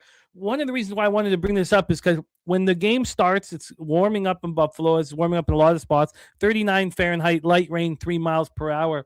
The wind's not going to be an issue, but there will be full rain in the second half of the football game. So the light rain at start, but then full rain late. There's the sweaty Butcher in the house, fresh off 7-0, plus 10 units last week on our show. He'll be back in business with us. It's just become too expensive, unfortunately. And for whatever reason, sometimes you get confused with how much when a high volume action. I guess I was I missed the opportunity. 3 is just too expensive now to get in on the Bills. The juice 2.5, I was questioning. The look ahead was 3, reemerged at 2.5. You could have got this at a pick'em. You could have got this for very cheap earlier in the week. It's a pick'em in the Cappers contest. Now it's a -3 at -115. Eagles still can't get that second seed. If the Bears lose to the Niners, it's still a possibility, which would lead us into week 18. From a total standpoint, this total's just been climbing. Unfortunately, I'm on the other side of it. I got a bad line. I'm on the first half under and full game under 43.5. Looking at a 44.5 right now, which makes me extremely uncomfortable. And then cash flow wise, we have 54% of the tickets in cash on the Bills, 66% tickets on the over, 69% cash on the over. Take it away, Wager Detective. Okay, the Eagles, they've owned the Bills recently. They're 5-1 head-to-head in their last 6 meetings, 2 over and 4 under in those games. Under Sirianni, the Eagles are 9-3 against the AFC, 5 over and 10 under in those matchups. But they are 7 over and 4 under. No, they're 5 over, 10 under in their last, and 5 over. What am I doing here? 5 over and 7 under in their last 12 meetings versus the AFC on the road in December. And under Sirianni, they're 9-3 against the AFC. Road December versus the AFC. Since he's become coach, he is 5-5. The Eagles are on the road, 6 over, 4 unders in those games. They are in the last 7 road games for the Eagles against the AFC on the road. They're 2-5, 3 over and 4 unders in those games. This is where it gets interesting. This is where the cap goes strong for me to the Bills. The Bills, home December since 2021 under McDermott, they're 8-1, 6 over and 3 under in those games. If you look at home versus the NFC since 2021, the Bills are 9-1 at home versus the NFC, 6 over and 4 under in those games. The Eagles do have some spotlight stats that I like to talk about. Their opponents are scoring have the 4th least plays against them in the NFL. Defensively, the Eagles are 6th in the NFL in points per drive allowed. They're 8th defensively in passing yards allowed, and they're 4th in the NFL in red zone efficiency. And if you look at the Bills, but the Bills really take the cake here. Spotlight offense, 3rd in yards, 4th in first down, 7th in touchdowns with 25. They're 1st in rushing attempts, 1st in rush yards, 1st in rushing touchdowns, 2nd in time of possession on the drive, 4th in yards per drive. cut it short and sweet. I like the Bills. I like them to cover here. I do agree with your under here. If it's going to rain, I think that you're going to get a heavy dose of run from both these teams, stall drives here and there. I like the Bills. I posted on Twitter at -2.5. The line jumped to 3, you said? Yeah, but it was, it was available last night when you posted it, -2.5, -120. That 3's getting juiced up to -120.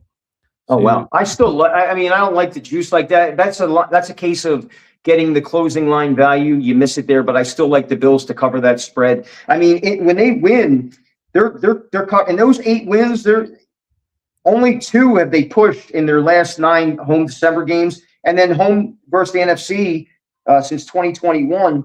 Every one of those numbers have covered in the 9 wins. So I would lay the 3. I would maybe move it to 3.5 to lay off the juice, to not have to lay the juice here. I think the Bills get it done here. I haven't really liked the schedule that they play, but maybe that comes back to help them later in the season. I like the Bills regardless in this game. Bills -2.5, -120, which takes us into our Sunday nighter wager detective. We have to be tight here. Our next guest, MMA Locker Room, ready to jump on with us. But take it away. Sunday nighter, Bears, Niners. I'll make this real short. The Bears, I mean, they've alternated wins and losses with the 49ers the last 9 meetings. If you go back to last year, the 49ers absolutely crushed the Bears, 38-13. Revenge on the mind. I like that the Bears are getting 3.5. They're home. They're on the road, but the Bears are coming off that road win. It's a short week for them, coming off the Monday night game. I like the way the Bears are playing. I think they can cover the spread here, and I'm going to go with the Bears plus 3.5. Bears plus 3.5, -118. If you're available to jump on with us tonight, we'd love to have you, Wager Detective. I popped Wager Detective's X handle here in the chat. Hit that link. Support our guy, the Wager Detective. He's on the Bears plus 3.5, -118. Bills -2.5, -120. Titans plus 1.5, -108. Titans team total over 19.5, -106. Cardinals plus 7, -110. Seahawks -7. Seattle, Carolina over 42.5. Coming off a nice 4-2 plus 1.9 unit performance here. Currently ranked 10th out of 33 cappers. Wager Detective, thank you so much for rocking with us. Any last words for the cappers supporting the show? Guys, have a great day. Jimmy the Bag, thank you for inviting me on. I'll see you guys in the winner's circle. Let's get that money today, guys. Love yous. Let's get that cash there. He is the Wager Detective. Which takes us to our next guest. So excited to have him rocking with us, man. We have not had him on the show enough. He made 1 appearance in week 2. We need more from the star of the hit show, our hit show, the Locker Room Talk podcast. Please welcome Callie in the house, our guy, MMA Locker Room. Millsy, what's good, man? Thank you for joining us. How are you? Man, what's good, everybody, man? Shout out to everybody watching us, man. NFL Pub Hub, it's only one thing to do, man. We the best Monday morning show. No, we ain't even on Monday, but when we get to Monday, make sure you medicate and motivate because it's money to make. Shout out to everybody in the chat because all we do is cash. Shout out to Jeff Slaughter. Without him, it wouldn't be possible.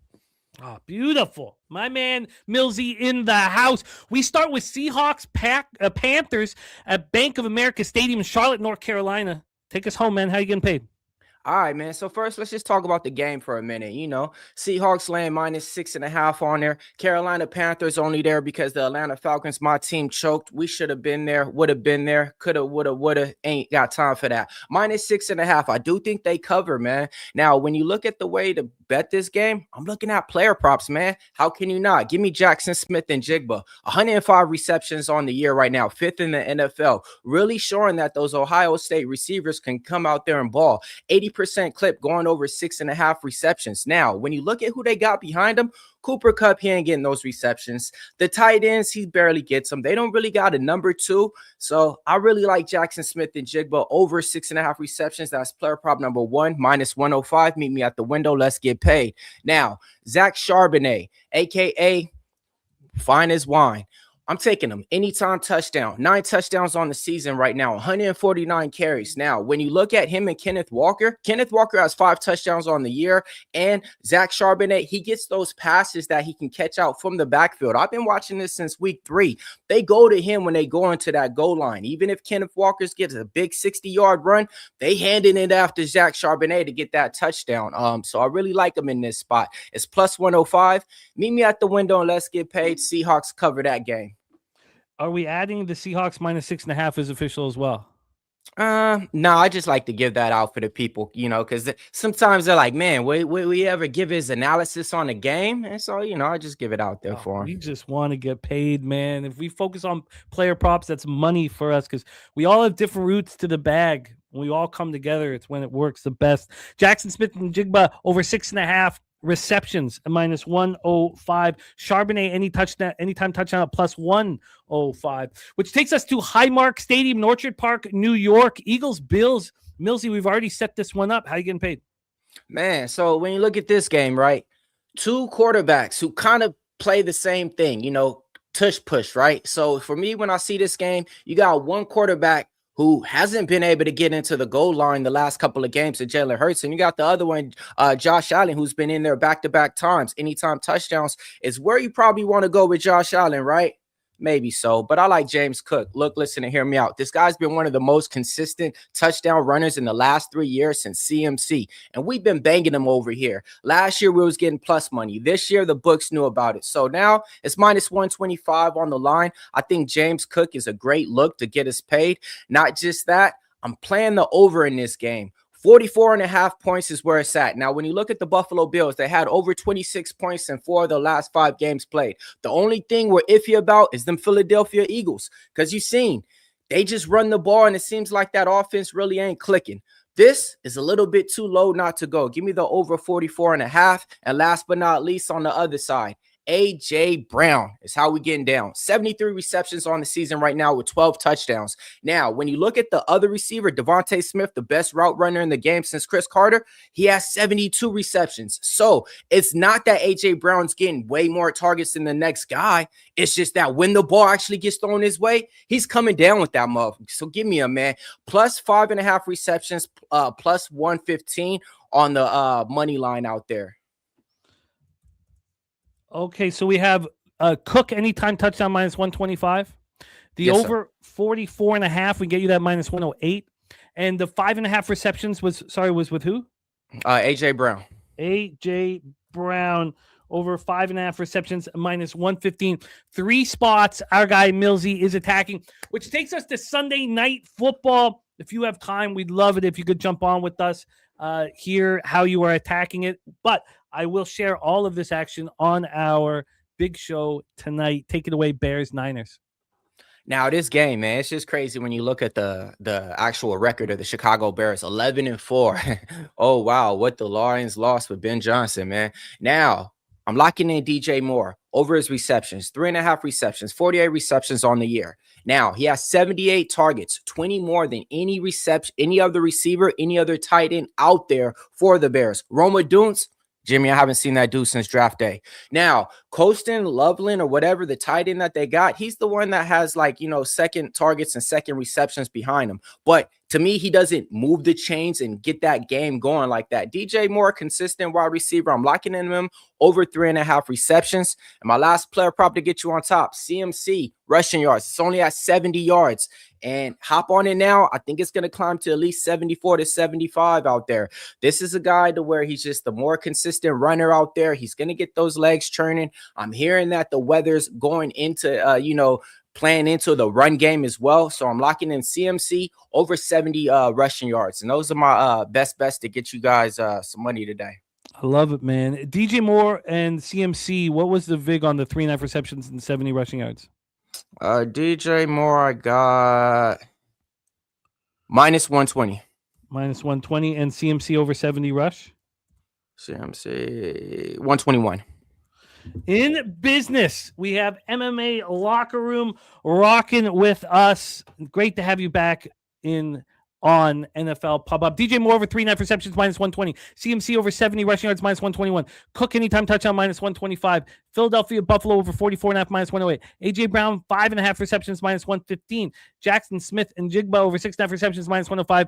Zach Charbonnet anytime touchdown +105. Millsy, we are almost past our break from UFC, which I know has been very tough for you fight fans and fight cappers. What's next for Locker Room Talk Podcast? I'm going to pop your X handle here in the chat. Please support our guy MMA Locker Room and the Locker Room Talk Podcast. Tell us what's next for our big podcast. big podcast. Yeah, man. So the podcast we're gonna be rolling out. We're gonna be talking about the remaining champions who we think is gonna retain their titles coming out. Then Billy Briz is gonna give his spotlights on the up and coming fighters. Man, he did that last time out, and a lot of those guys, were making their names, their rankings, and everything like that. Even though it's no UFC. We got a Risen event going on in Japan on New Year's Day and Wednesday. I'm talking to a fighter named Danny Sabatello. Going to be locking in an interview with him. It's going down in Japan. So look for that to come out literally in the next 2 days before the event. Besides that, though, yeah, man, we're just trying to go over everything for you guys over here. Last year on the MMA side, we was able to put a lot of money in your guys' pocket, made some good additions to the team.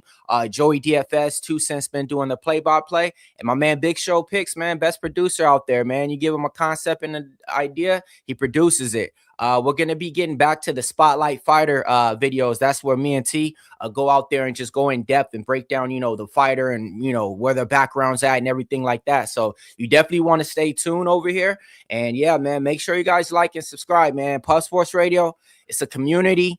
It's more of a family over here, man. There's a lot of people doing this. But the thing is, we've been doing this, man, and we love doing it. So some of these people you see on these videos and stuff, they pop up, then you don't see them again.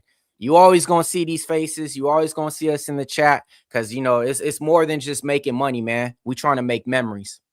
Oh, respect. There he is, MMA Locker Room, and he's telling the truth. You can rock with us here in person as well. Pubapalooza 5, not far away till we're all rocking in San Antone at the Southtown 101. Oh man, I'm pumped up for it. Let's bring on our next guest. Thank you to MMA Locker Room and the Goracle in the house running hot. Thank you, Gorky, for the Dono Eagles money line for the Goracle against the Bills. Cannot wait for that football game. Goracle will be running nice. Let's bring on our next guest. Excited to have him back in business with us. A huge part of our Discord and in our chats. Also, one of our experts in NHL who you will see live on our channel. Please welcome AM Sports Picks to the show. AM, what's good, man? How are you? I'm doing good.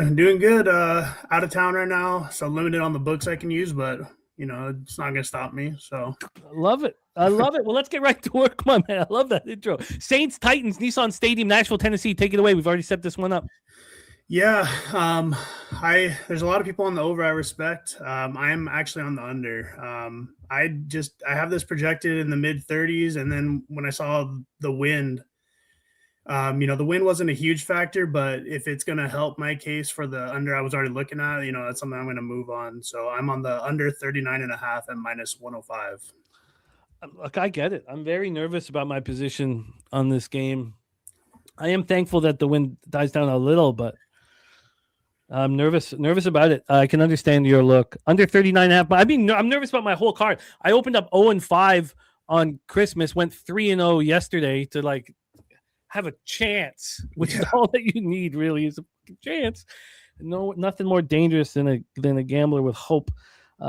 Let's move on to Jaguars Colts, Lucas Oil Stadium in Indianapolis, Indiana. So I just heard from Robert Franklin in our chat that this total is going down. Let's see where it's at right now.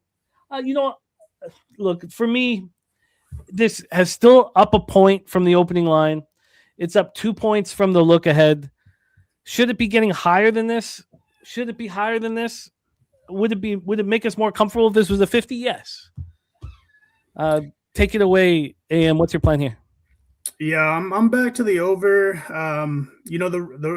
The Saints game is the game I felt the best about. These other ones, my model's been running pretty good right now, so I'm just I'm gonna keep firing away on it. I have this just projected in the mid 50s.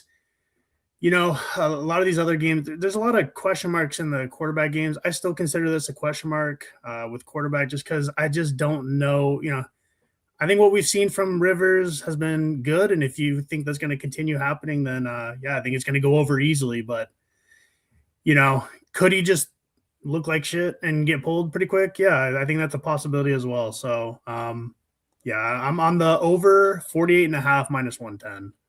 Well, I'm with you. I'm also on the Colts, which I would have enormous confidence on if this whole thing didn't happen exactly the same last week and it blow up in my face. But Yeah. I'm on the first half over, full game over, and I'm on the Colts +6, which takes us to MetLife Stadium in East Rutherford, New Jersey. Patriots, Jets.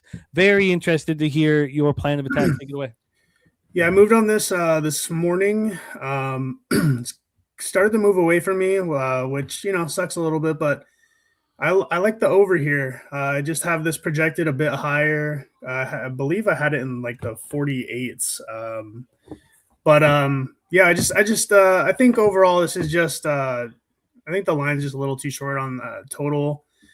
We'll see what happens. What makes me, again, it's another game that makes me a little nervous because I think the line is low because you got Brady Cook playing and he just hasn't looked that good. But I don't know. I mean, this game could easily turn into Patriots kind of running up early and then Jets kind of get some garbage points and just sneaks over.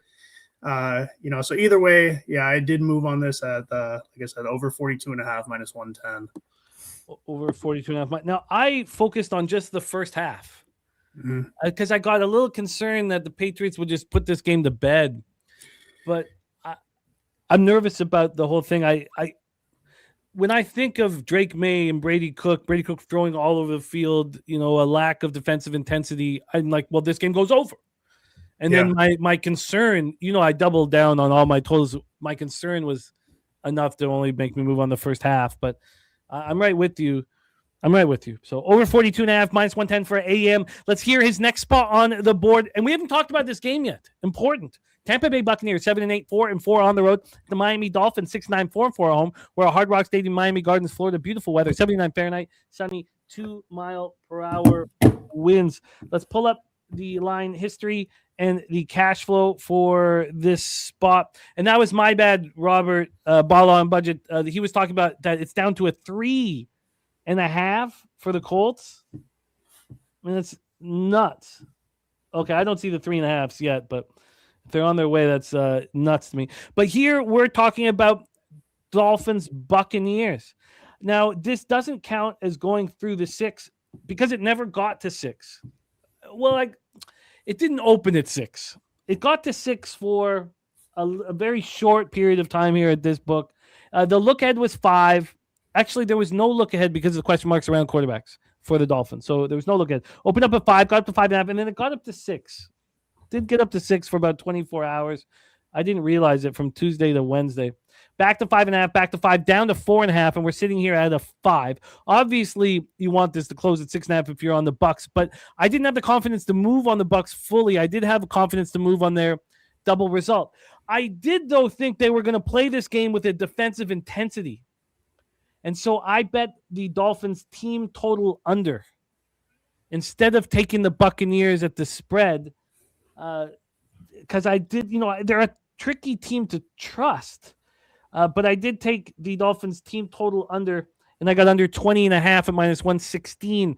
AM, your final spot on the board here. Let's take a quick look at cash flow for this one as well, as we have not discussed it yet. 69% of tickets, 68% of cash, circa hanging a 4.5. 54% of tickets on the over, 58% of cash on that over. AM, I'm all ears. This will be interesting. Take it away. Yeah, I mean, definitely making me a little uncomfortable with the movement towards the under. I like the over here. This is another one where question marks at quarterback. I think that's why we're getting a total that's probably lower than it should be. But, the longer I've sat with this, I've kind of grown to like this even more. I know, again, it's hard to have a lot of confidence when it's moving against you in your face. But, I think you can make the case that Tua's just been really bad, and even this backup could probably be pretty comparable. In the Bucks, their weakness is through the air. Again, there's question marks because it's going to be his first real NFL start. But I truly wouldn't be shocked if he was serviceable. I think there can be points here. This is a really nice weather game. And like I said, I think if Tua was starting, this total's probably a bit higher. So I did move on the over 44.5 at -108. Like I said, you can definitely get a better number now, but that's what I moved on this morning. So look, I get it. I get it with the way the Dolphins are playing. I mean, we just watched the Bengals put up 45 points. Why wouldn't the Buccaneers be able to put up points, and then the Dolphins with no pressure start throwing the ball all over the field? Like, I can understand the angle for sure. Over 44.5 for AM on Bucks Dolphins, over 42.5 for Patriots Jets, over 48.5 in Jaguars Colts, and under 39.5 minus 105 in Saints Titans. AM, thank you for making time for us. Hope you're having a wonderful holidays with the fam. Let's grab your X handle here. Please support our guy AM Sports Picks. He puts all his action out, all his systems and angles, asks for nothing in return. Support him. Hit this link, please. Everybody, take a second and hit the link for my guy AM Sports Picks, and support our guy. Last words for the Cappers supporting the show, my man. Yeah, thanks for having me, Jimmy, and Jose, of course. Thanks for allowing me to be part of this great community, and let's get some money today, guys. Have a good day. Let's get some money today, AM, my man. Let's get some money. Real Love says Eagles money line, and he's not alone. Real Love and the Goracle are on the Eagles money line. I did move on the Browns plus 4.5 minus 111. That's the last spot for me, addition-wise on the board. I moved on that during the show. Let's bring on our next guest. What a performance. It is going down with one of the finest performances in the history of our show. 5 seasons. It was season 5. Our next guest went 7-0 plus 10.3 units. Vaulted himself into second overall. And I love to see it. I love to see it. Please welcome star of the Prime Cut Play of the Day, star of the Surf and Turf Play of the Day, both, of course, cashed last week. And we're going to start with Prime Cut today. Please welcome our guy, the Sweaty Butcher, in the house. Sweaty Butcher, what a performance. Right before Christmas, making all that cash. Feels good. It's lovely. I hit the Pittsburgh money line at plus 300 after that, too. And they just added it to the cake, man. I would take the kids to Knott's Berry Farm yesterday, all that stuff, dude.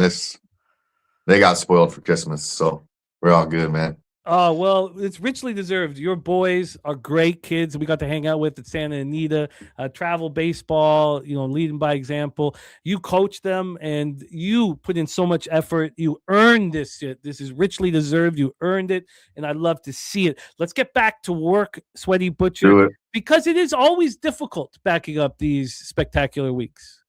I agree. I am been thinking that all week, man. So I've been trying to pick my spots as good as I can without getting overly excited about certain things because of what I did last week. But I did go 2-0 yesterday, so I'm still rolling, and I'm feeling good. And another thing, what you've done is you've cut the volume down from last week. I think that's a smart thing to do. I think generally you have a monster week, you start attacking every single lean, and I agree. But it's important to talk about. It's important to talk about the difficulty of following up spectacular work. Now let's see how our guy Sweaty Butcher is planning on doing it. We start with Jacksonville Jaguars, Indianapolis Colts. We've already set this one up. This is the Prime Cut. In fact, I've retweeted your Prime Cut on X, but I need that picture up. We need that picture up for your Prime Cuts, because that's you did some great work there. But take it away, my man. I got you.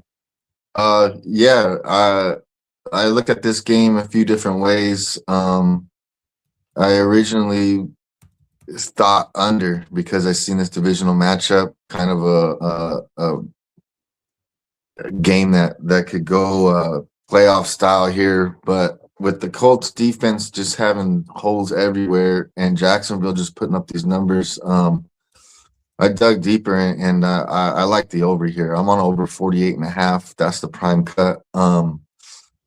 I think this game flies over. I think both teams score a lot here, and I think the Jags probably have the edge. I'm not sure about that line movement, where all that's coming from. I guess heavy movement, heavy money coming on the Colts maybe, but no, I think these guys score. I think the first half flies over. I think the full game flies over. I think there's tutties, interceptions all day, probably a pick six here and there. I just see a lot of scoring in this game, and it led me to this over here. A few trends were there too, but they weren't too heavy. But This was just one of my favorite spots on the board. As soon as I seen it, I attacked it. Oh, I'm right with you. I'm right with you on this one. Over 48.5. I got first half and full game and the Colts +6, so I'm heavily invested here. Sweaty Butcher, the next spot on the board for you is the Patriots Jets, MetLife Stadium in East Rutherford, New Jersey. Take it away. Yeah, my poor Jets. I don't have the hat on today. I got the Desert Dogs travel ball hat on today. So Coach Lou today, man, my poor Jets. Anyways, they're gonna get smoked today. And I agree what you said earlier. They're gonna just pour it on the first half, man. I could see them easily putting up a dub on us in the first half. So I took the first half team total, New England Patriots. I got it plus 14.5 at plus money. You could take the minus 13.5 if you want to pay some juice, but like I said, they probably hit 14 in the first quarter is the way I see this game going. So I really like that look. Maybe even the first half total would be a good look too if you're scared of just going on one side there. Jets might sneak in a field goal here and there, whatever, get over that 20 mark. But I think the New England Patriots is the right side to be on in this game. You could probably take the 13.5 full game too, but I want to get paid a little bit early, so I have some extra bullets for 1 o'clock, and I'm on that minus 14.5. I'd stepped it up and took the plus money. Team total over 14.5 at plus 102 here for the Patriots. We've heard from Prime Cut, the over 48.5, Jacksonville, Indianapolis. Patriots team total over 14.5 next. Then we have Cardinals, Bengals, Paycor Stadium in Cincinnati, Ohio. Sweaty Butcher, take it away. Yeah, this is a kind of a choppy game for me too. I could get it. I'm on edge a little bit this week, as you said. Big week last week. I know how this game works. I know how things happen in this market. So take all my plays today with caution. But I do feel good about them. Not saying I'm not confident. I like the Cardinals here on this side. I think -7 is just a little bit too much for this Bengals team. I don't believe in them 100% here. Their defense is fucking trash. Yes, they could score. I get it. But I think the Cardinals can hang with these guys with that defense, and I think this game goes a shootout style. I could see the over hitting a little bit too high for me. But obviously the books feel like there's going to be a lot of scoring, and I don't think it's going to be Bengals 50-3. So I'm on the Cardinals here. Give me a touchdown with the Cardinals and have them keep it close. Cardinals +7 at -110. We have the corner of Sweaty Butcher and Wager Detective Boulevard. Sounds like a nice street corner to get paid on. Oh, wagers on Cardinals too? Yeah, you guys are the two on the Cardinals. Yeah, no. Yeah, I like that too. It's almost I know I don't play the market so often, but it's also a little fade against the public too here. Mm-hmm. Like I said, with this total being so high, the books have to expect Cardinals to be scoring because they can't expect this to be 50-7 for it to hit this over or get to this total. So, well, I'm not saying that can't ever happen, but I just don't see it today. I think the Cardinals hang in the shootout type of game, and this defense, both sides of the defense, is just no good. So I like it. I like a bit of wagers on too. So yeah, no, it's the sharp side. There's no doubt about that. I'm very nervous about the public being on this public side. I moved on very early in the week. I feel like no matter how much I talk about it, the recency bias is still in my subconscious. I talk about it all the time. It still affects me every day of gambling, and I try so hard to talk about the psychology behind it, and it doesn't stop it from happening. Final spot on the board here for you is Giants Raiders, Allegiant Stadium in Las Vegas, Nevada. This spot makes a ton of sense. It makes so much sense, in fact, that I want to sit with it after the show because this is an afternoon spot, but I may be joining you on this spot here. I get nervous with these games because it's so hard to tell who is putting out effort. And if there's no effort, then is there a lack of defensive intensity? Take it away, though. We are discussing Allegiant Stadium hosting Giants and the Raiders. Yeah, those are the same feelings I had looking at this game too. And when I dug into it a little bit more, it's hard. This is a fucking toilet bowl fucking matchup. So to me, I kind of looked more at the defensive side, and both of these guys' defenses are like fucking 30th in damn near every fucking ranking. So they got guys that could score the ball on both sides. So I like the over. I think this total's a little bit too low. I think the books think this game's just so trash that these guys ain't gonna do shit. But the defenses are so terrible. I think these offenses get through. Genty fucking probably has a great game.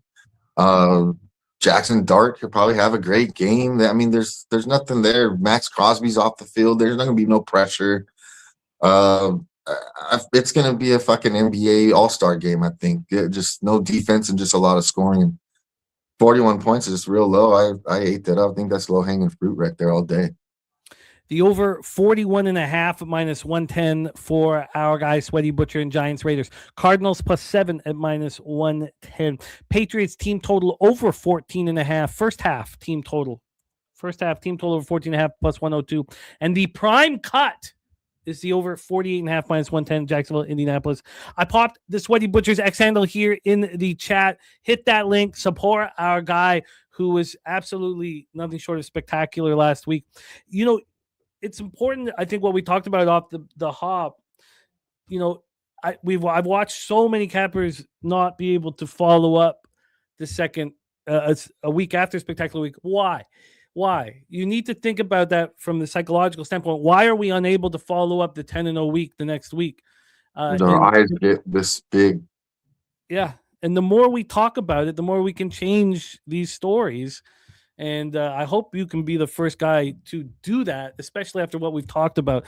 Again, cutting down your volume, I think, is key to this.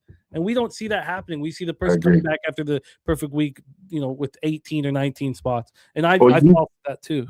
Usually my volume's pretty low as it is. Last week I kind of fed in just because I wanted to grab some extra units, but those weren't leans. Those are all bets. I played those bets myself too. This wasn't just for the show. So that was the biggest week I've had in the NFL in probably years, and the most bets I've placed in years too. So this is kind of where I'm at, 3 to 4 bets, especially for the show.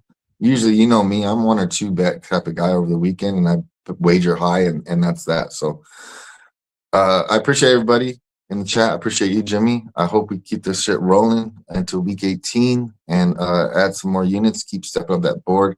I don't think I'll catch Bobano, but I'm cool with the second place this year. We got playoffs. We still got the playoffs. Oh, I forgot. Yeah, we got playoffs too. So maybe I will catch Bobano. We'll figure it out. I don't know about 3 or 4 games when he's firing 20 at a week, but I'll try my best.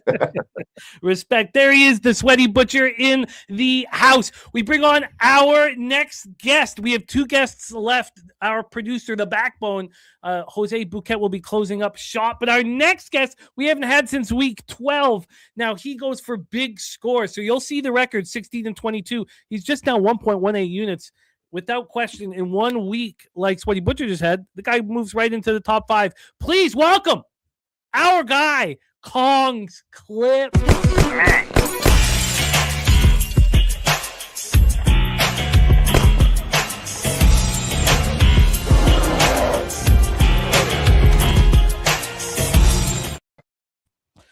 Kong, my man. Great to have you back in business. Hope you had a wonderful holidays with your sweet fam. How are you, my friend?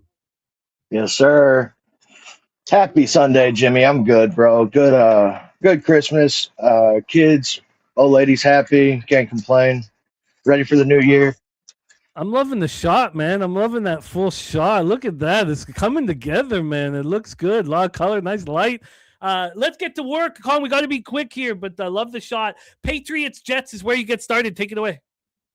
All right, Jimmy. So a couple of spots this week. I'm attacking some incentive spots. In this game, the incentive spots I'm going to attack is it's easy in my book. Stephon Diggs, 4+ receptions. Diggs gets $500K. He gets $500,000 for 400 or for 4 receptions. So it's a little 3-team parlay. Diggs 4+ receptions. Hunter Henry 3+ receptions. Henry gets $250K for 3 receptions. And I put that with New England minus 6.5 at an alternate spread just to get some plus money. Got plus 101 for that. Easy incentives. I'm going to attack stuff that they can get done in a quarter, essentially. I'm going to attack those spots. Other spots I'm going to leave alone. But plus 101 for the Patriots, minus 6.5. Diggs 4+ receptions, and Henry 3+ receptions. You are in business. Plus 101 SGP for our guy Kong's Clips, which takes us to Cardinals Bengals. We just heard from Sweaty Butcher and the wager detective on the side of the Cardinals. Bobano, myself, and you are on the other side. I'm nervous about this game. Maybe you can make me calm my fears here a little bit. Take it away, Cardinals Bengals. Yeah, Cincinnati's been playing some really good football since Joe Burrow came back. I think they continue that here. I laid the 7 with Cincinnati. Nothing's tweeted out. Whatever the best number you can get me for. I like Cincinnati here. I think they're going to continue to try to put up points and gain that continuity within the team with Joe Burrow back and have a fun into the season. We just seen Joe Burrow gift all of his O-linemen fossils from mammoths and T-Rexes. So I think the energy in the room is high. I like Cincinnati here. Bengals minus 7. We can get you that minus 108. I'll check out one other book to see if I can lower that VIG a little bit more, but at least it's not gone to a 6.5, thankfully. Takes us to our next spot. Huge Jimmy, game. Let me add one spot to that game real quick. The spot that I'm going to hit, I heard, I don't remember who it was, someone talking about the rushing offense here. I'm going to be on Chase Brown, 2+ touchdowns at plus 420. I think everybody's going to be on Jamar Chase to get in the end zone this week, which makes sense. He come out in the interview saying that he wanted to get a touchdown before the season was over. I just think that it can be Chase Brown today, 2+ at plus 420. You are in business here, and I can get you that 7 at minus 105 as well for that. Can knock 3 cents off at minus 7, minus 105. Chase Brown, 2 touchdowns at plus 420, which takes us to Highmark Stadium, Orchard Park, New York. Eagles, Bills. Take it away, my man. Well, Jimmy, I come dressed for this game. Buffalo, man. Buffalo's got a shot to improve their playoff seeding. Philadelphia needs some crazy stuff to happen for them to move up. I think Buffalo's got all that they need in this game to go out here and get a win. So I attacked this game in a couple of spots. I'm on Buffalo. Well, the numbers moved. I got Buffalo minus 1.5 last night when I sent you my action. I don't really like the 3. Maybe you can see what you can get me on a 2.5. I seen that the number had moved this morning, which sucks because I don't tweet my action out. I save it for PubHub. What's the best number you can get me on Buffalo? It's tough, man. It's I went right to. I was like, oh, please, put it out just so we could lock it in. I can get the minus 2.5, minus 135, and the double result. I'll tell you what. Yeah, I'm just going to stick with that double result. I'm not going to give out the Bills at 3. I got it 1.5 last night. I think it could be a close game. But I am going to take that double result that was plus 150 last night. I seen it this morning at plus 120. I can get a plus 140 right now. Sounds great. Love it. Okay, so plus 140 on the double result from Kong. But you also have a player prop. Take it away. Yes, sir. Khalil Shakir, another incentive spot. Khalil Shakir to get a touchdown is plus 230. If he gets a touchdown in this game, it's $150,000 for Khalil Shakir. I think if they get the chance, like on the 1 yard line, we might see a jet sweep. Khalil Shakir to the end zone is what I'm thinking. I think they're going to try to get him in the end zone if they can. But at plus 230 with the incentives on the line, I love it. Khalil Shakir touchdown. You are in business here. Shakir touchdown and the double result. So 2+ money spots took away the Bills -1.5 because we give out action that's available right now, which makes it much more difficult for our cappers to succeed. And I respect it a lot. Which takes us to our final spot on the board. Bears 49ers here. Take it away, my man Kong. Santa Clara, California hosting this one. Yeah, Jimmy, this San Francisco team, somebody lit a fire under their ass. They've been playing some great football. I think they come into this game, and I think they do away with Chicago. I know Chicago's looked really good, having some tough wins. I just think San Francisco, the way they've been playing, if they come out and play with the same intensity here today, I like San Francisco -3. I didn't write down what number I got on that. And I also -120. They can get it now -130. That's fine. I'll pay for the 3. Also on this game, Jimmy, I'm on the San Francisco double result, +115. Not sure what that's available at now. Again, I just think San Francisco comes in and handles business.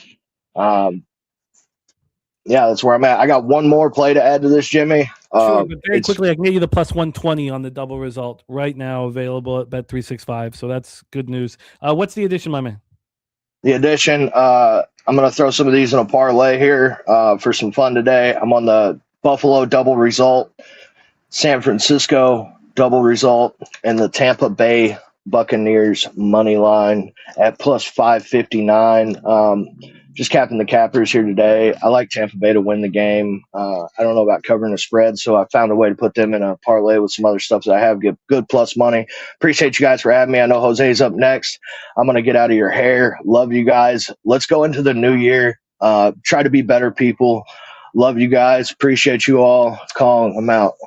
Kong's Clips in the house. What a great guy he is. Pop his X handle in the chat. A double result means they have to be winning at the end of the first half and have to win the game. Those two things, double result.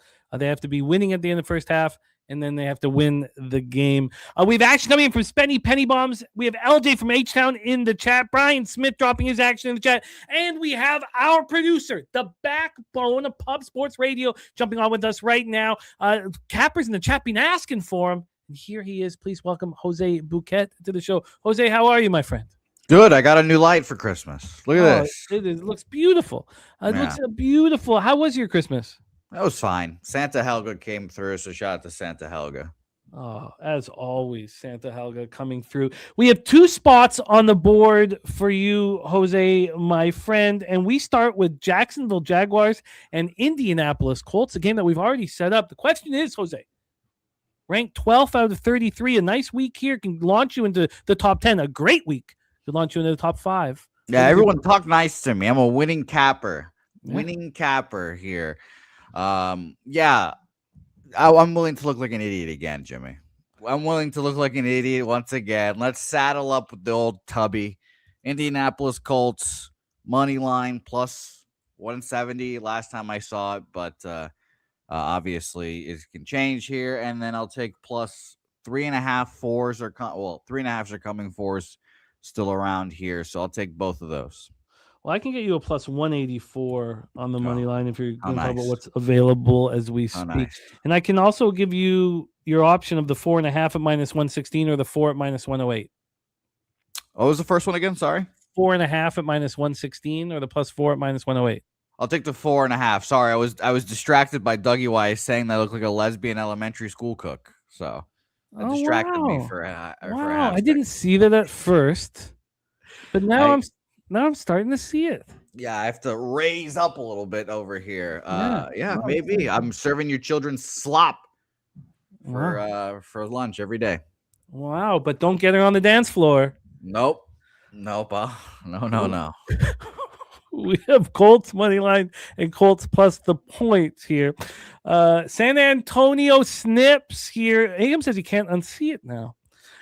I sent AM a message. He looks like Lucas Giolito, is what I put together recently. I was like, oh my God, that's Lucas Giolito. I'm sure he'd prefer to look like an elementary school lesbian cook. So, well, that's probably true. Jose, we wanted, and Nasty Nate wanted you to discuss your New York Jets. It looked like the Sweaty Butcher was going to tear up, didn't it? When he was talking about his New York Jets. Yeah, we're gonna share a beer in Vegas here soon and lament our sorrows on the Jets. Yeah, maybe. Hopefully, it's several beers. What is your plan of attack here? Well, if it's 2 beers, then my lips are out. My lips are out for the world to see. I know. Yeah, well, the best bet in sports is back, Jimmy. This is a much better term, by the way. My lips are out because nobody knows exactly what we're talking about. Do you just look at Helga? Helga, she looked in disgust. Yeah. Oh, okay. I thought she was approving it. That it's much cleaner. It's much. No. Okay, no, she made a face. She's whenever you're talking lips, she's out. Okay. But okay. At least I think that we're on the right track. How about that? We're on the right track. It's better, I guess. Okay. It's better. But it's the best bet in sports, Jimmy. I don't think I've lost making this bet all year on NFL Pub Hub. Jets first half team total over 6.5, Jimmy. And I have to play the video. Shout out to Peter Loshak, wherever he is.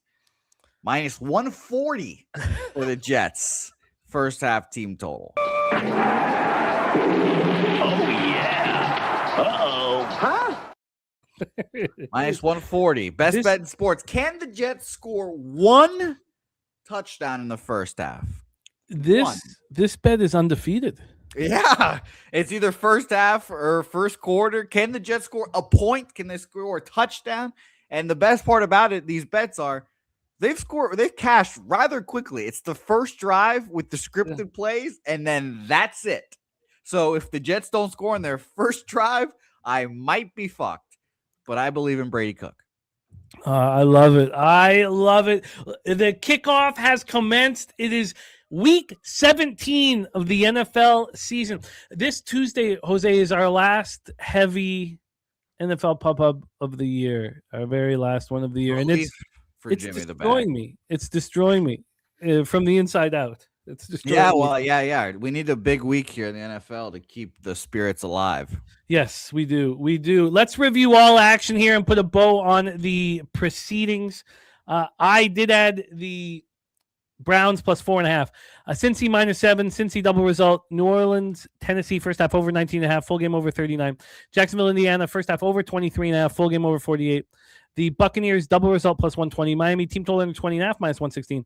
New England, New York Jets first half over 20.5. So I really do need that touchdown by the Jets. Raiders minus 125 debacle. Philadelphia, Buffalo first half under 21.5. Full game under 43.5. I couldn't have picked the worst time to bet those, but it does look like I'll beat the line in Chicago, San Francisco first half under 26.5. Full game under 53. Atlanta plus 8. 49ers minus 3. Colts plus 6. And this again, Bills plus 4.5. Stacks play the days. Taylor 100 plus rushing receiving. Stacks play the day number 2 is Chase Brown over 79.5 rushing receiving. Free bands play the days 49ers minus 2.5 minus 140. We have Bobano on the Bengals double result. Bengals team total over 30.5 and the over 53. He's on the Panthers plus 7. He's on the Browns plus 4.5 and the over 35. Jose, if anything wild happens in NFL right now, interrupt and let us know if something big's happening. We have Saints, Titans over 39.5. Jaguars team total over 26.5 and the over 48. Boban's on the over 51 and the 49ers over 27. 49ers team total over 27.5. Then TJ is on Michael Carter over 42.5 rushing yards. Chase Brown over 54.5 rushing yards. We have him on the Saints team total over 20.5.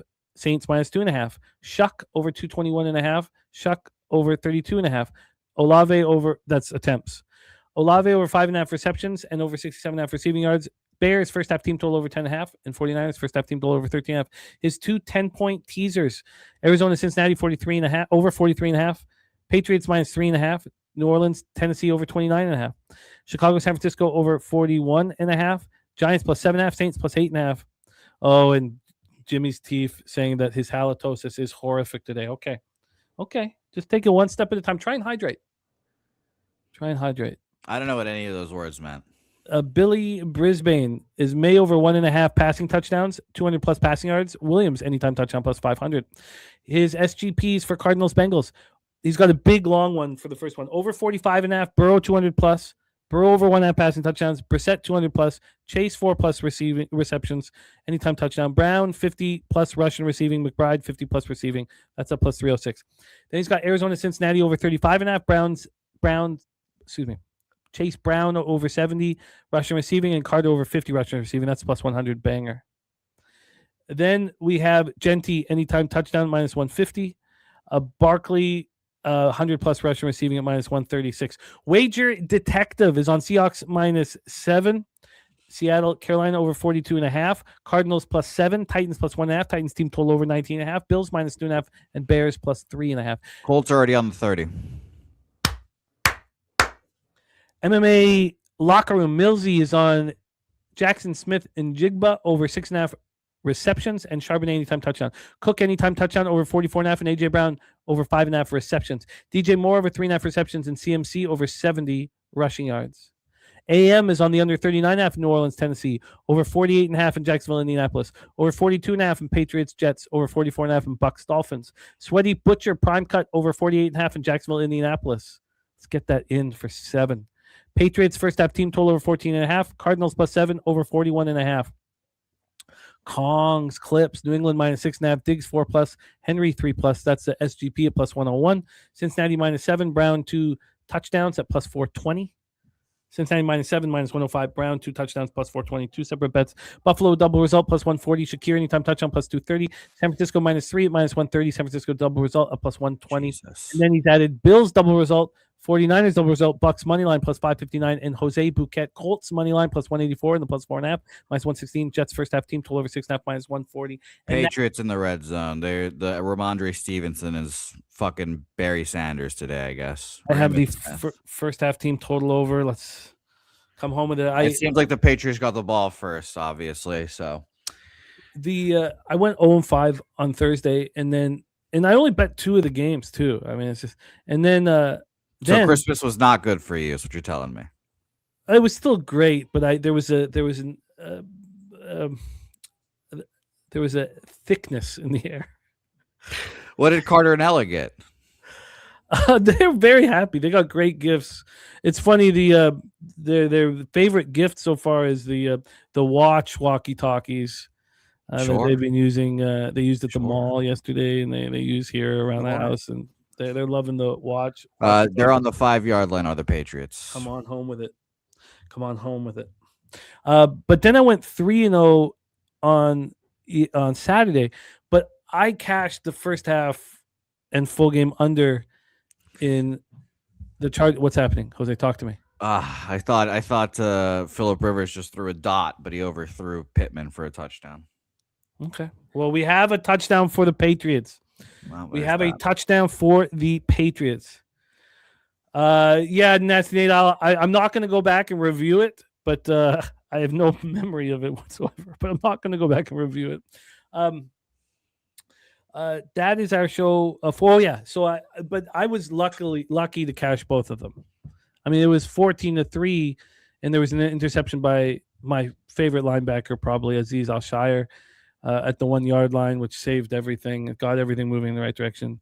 It's a fine line, very fine line. Oh my God! Just catch the fucking ball. Field goal for the fucking Colts. Damn it. Oh no, I'll heed your advice, Nasty Nate. So that is our show for today. It's time to go out and get paid. Thank you guys so much, Seth, Nasty Nate, the Godfather, Aaron Gaza, Man Bear Pig, Jimmy's Teeth, Frank Virginia, Saturated, gotta keep him saturated. My dude, Justin McKelvey, Turnsey, the Rusty Kuntz, play of the day, Leafs wings under 6.5. Chappie, have a great birthday tomorrow, turning 33. We'll be thinking of you, man. We'll celebrate. I'll put it here, so we'll open with that on our live stream. That is Chappie Funks. Yep. Oh, by the way, yeah. If people want to go to the Spurs game in March, I don't remember if there's a Spurs game now, honestly. But if people want to go to a Spurs game for Publipalooza, they're gonna take you over the fucking barrel now. Woo! It's gotten expensive. Yeah, the price is going up because everyone wants to go see Wemby now. I went last night and I lost 2 live bets trying to chase the Spurs beating the fucking Jazz. They shot 70% in the first half, Jimmy. And I said, this couldn't keep up. And the Spurs didn't get it done. But, yeah, Jesus. But it is worth the price of admission. Wemby is worth the price of admission. Oh, without a doubt. Maybe you'll come by the bar, drink a lemonade. Is he 21 now? I don't think so. Is he No, 21 now? I don't. We think don't want so, him no. drinking alcohol anyways. No, lemonade. I said lemonade. Yeah. We don't want him. He is 21 now. Yes. January 4th of his birthday, 2004, which is Wow. crazy to say out loud. Wow. But let's ride, Wemby. How about you come and have a nice lemonade? Yeah. Jose, thank you for all you do for us. I hope you had a wonderful holidays with your fam. Please send our love to Helga, to all of you supporting the show. Thank you guys so much. Cincinnati touchdown. There we go, Gerald Knoll. Oh, well, There's a question mark there. So you're just here's a question mark. I haven't seen it. I'm behind, obviously, but I'm gonna trust you, Noel. No, but there is a question mark there. well, let's get on this goddamn roller coaster and hope for the best, Jose. Yeah. Shout out to you guys. Shout out to Naxki, Nate, Saturated, Aaron Gaza, Noel, Gerald Jones. We had Sabino and Guano come through here. Shout out to Sabino. And by the way, that was the Jamar Chase touchdown that everyone has been talking about. So shout out to Jamar Chase. So shout out to you guys. Appreciate everyone for watching as always. Oh, come on, Philip. We need you here today, buddy. We need you here today. Let's go make some money in Leche, Los Bookmakers.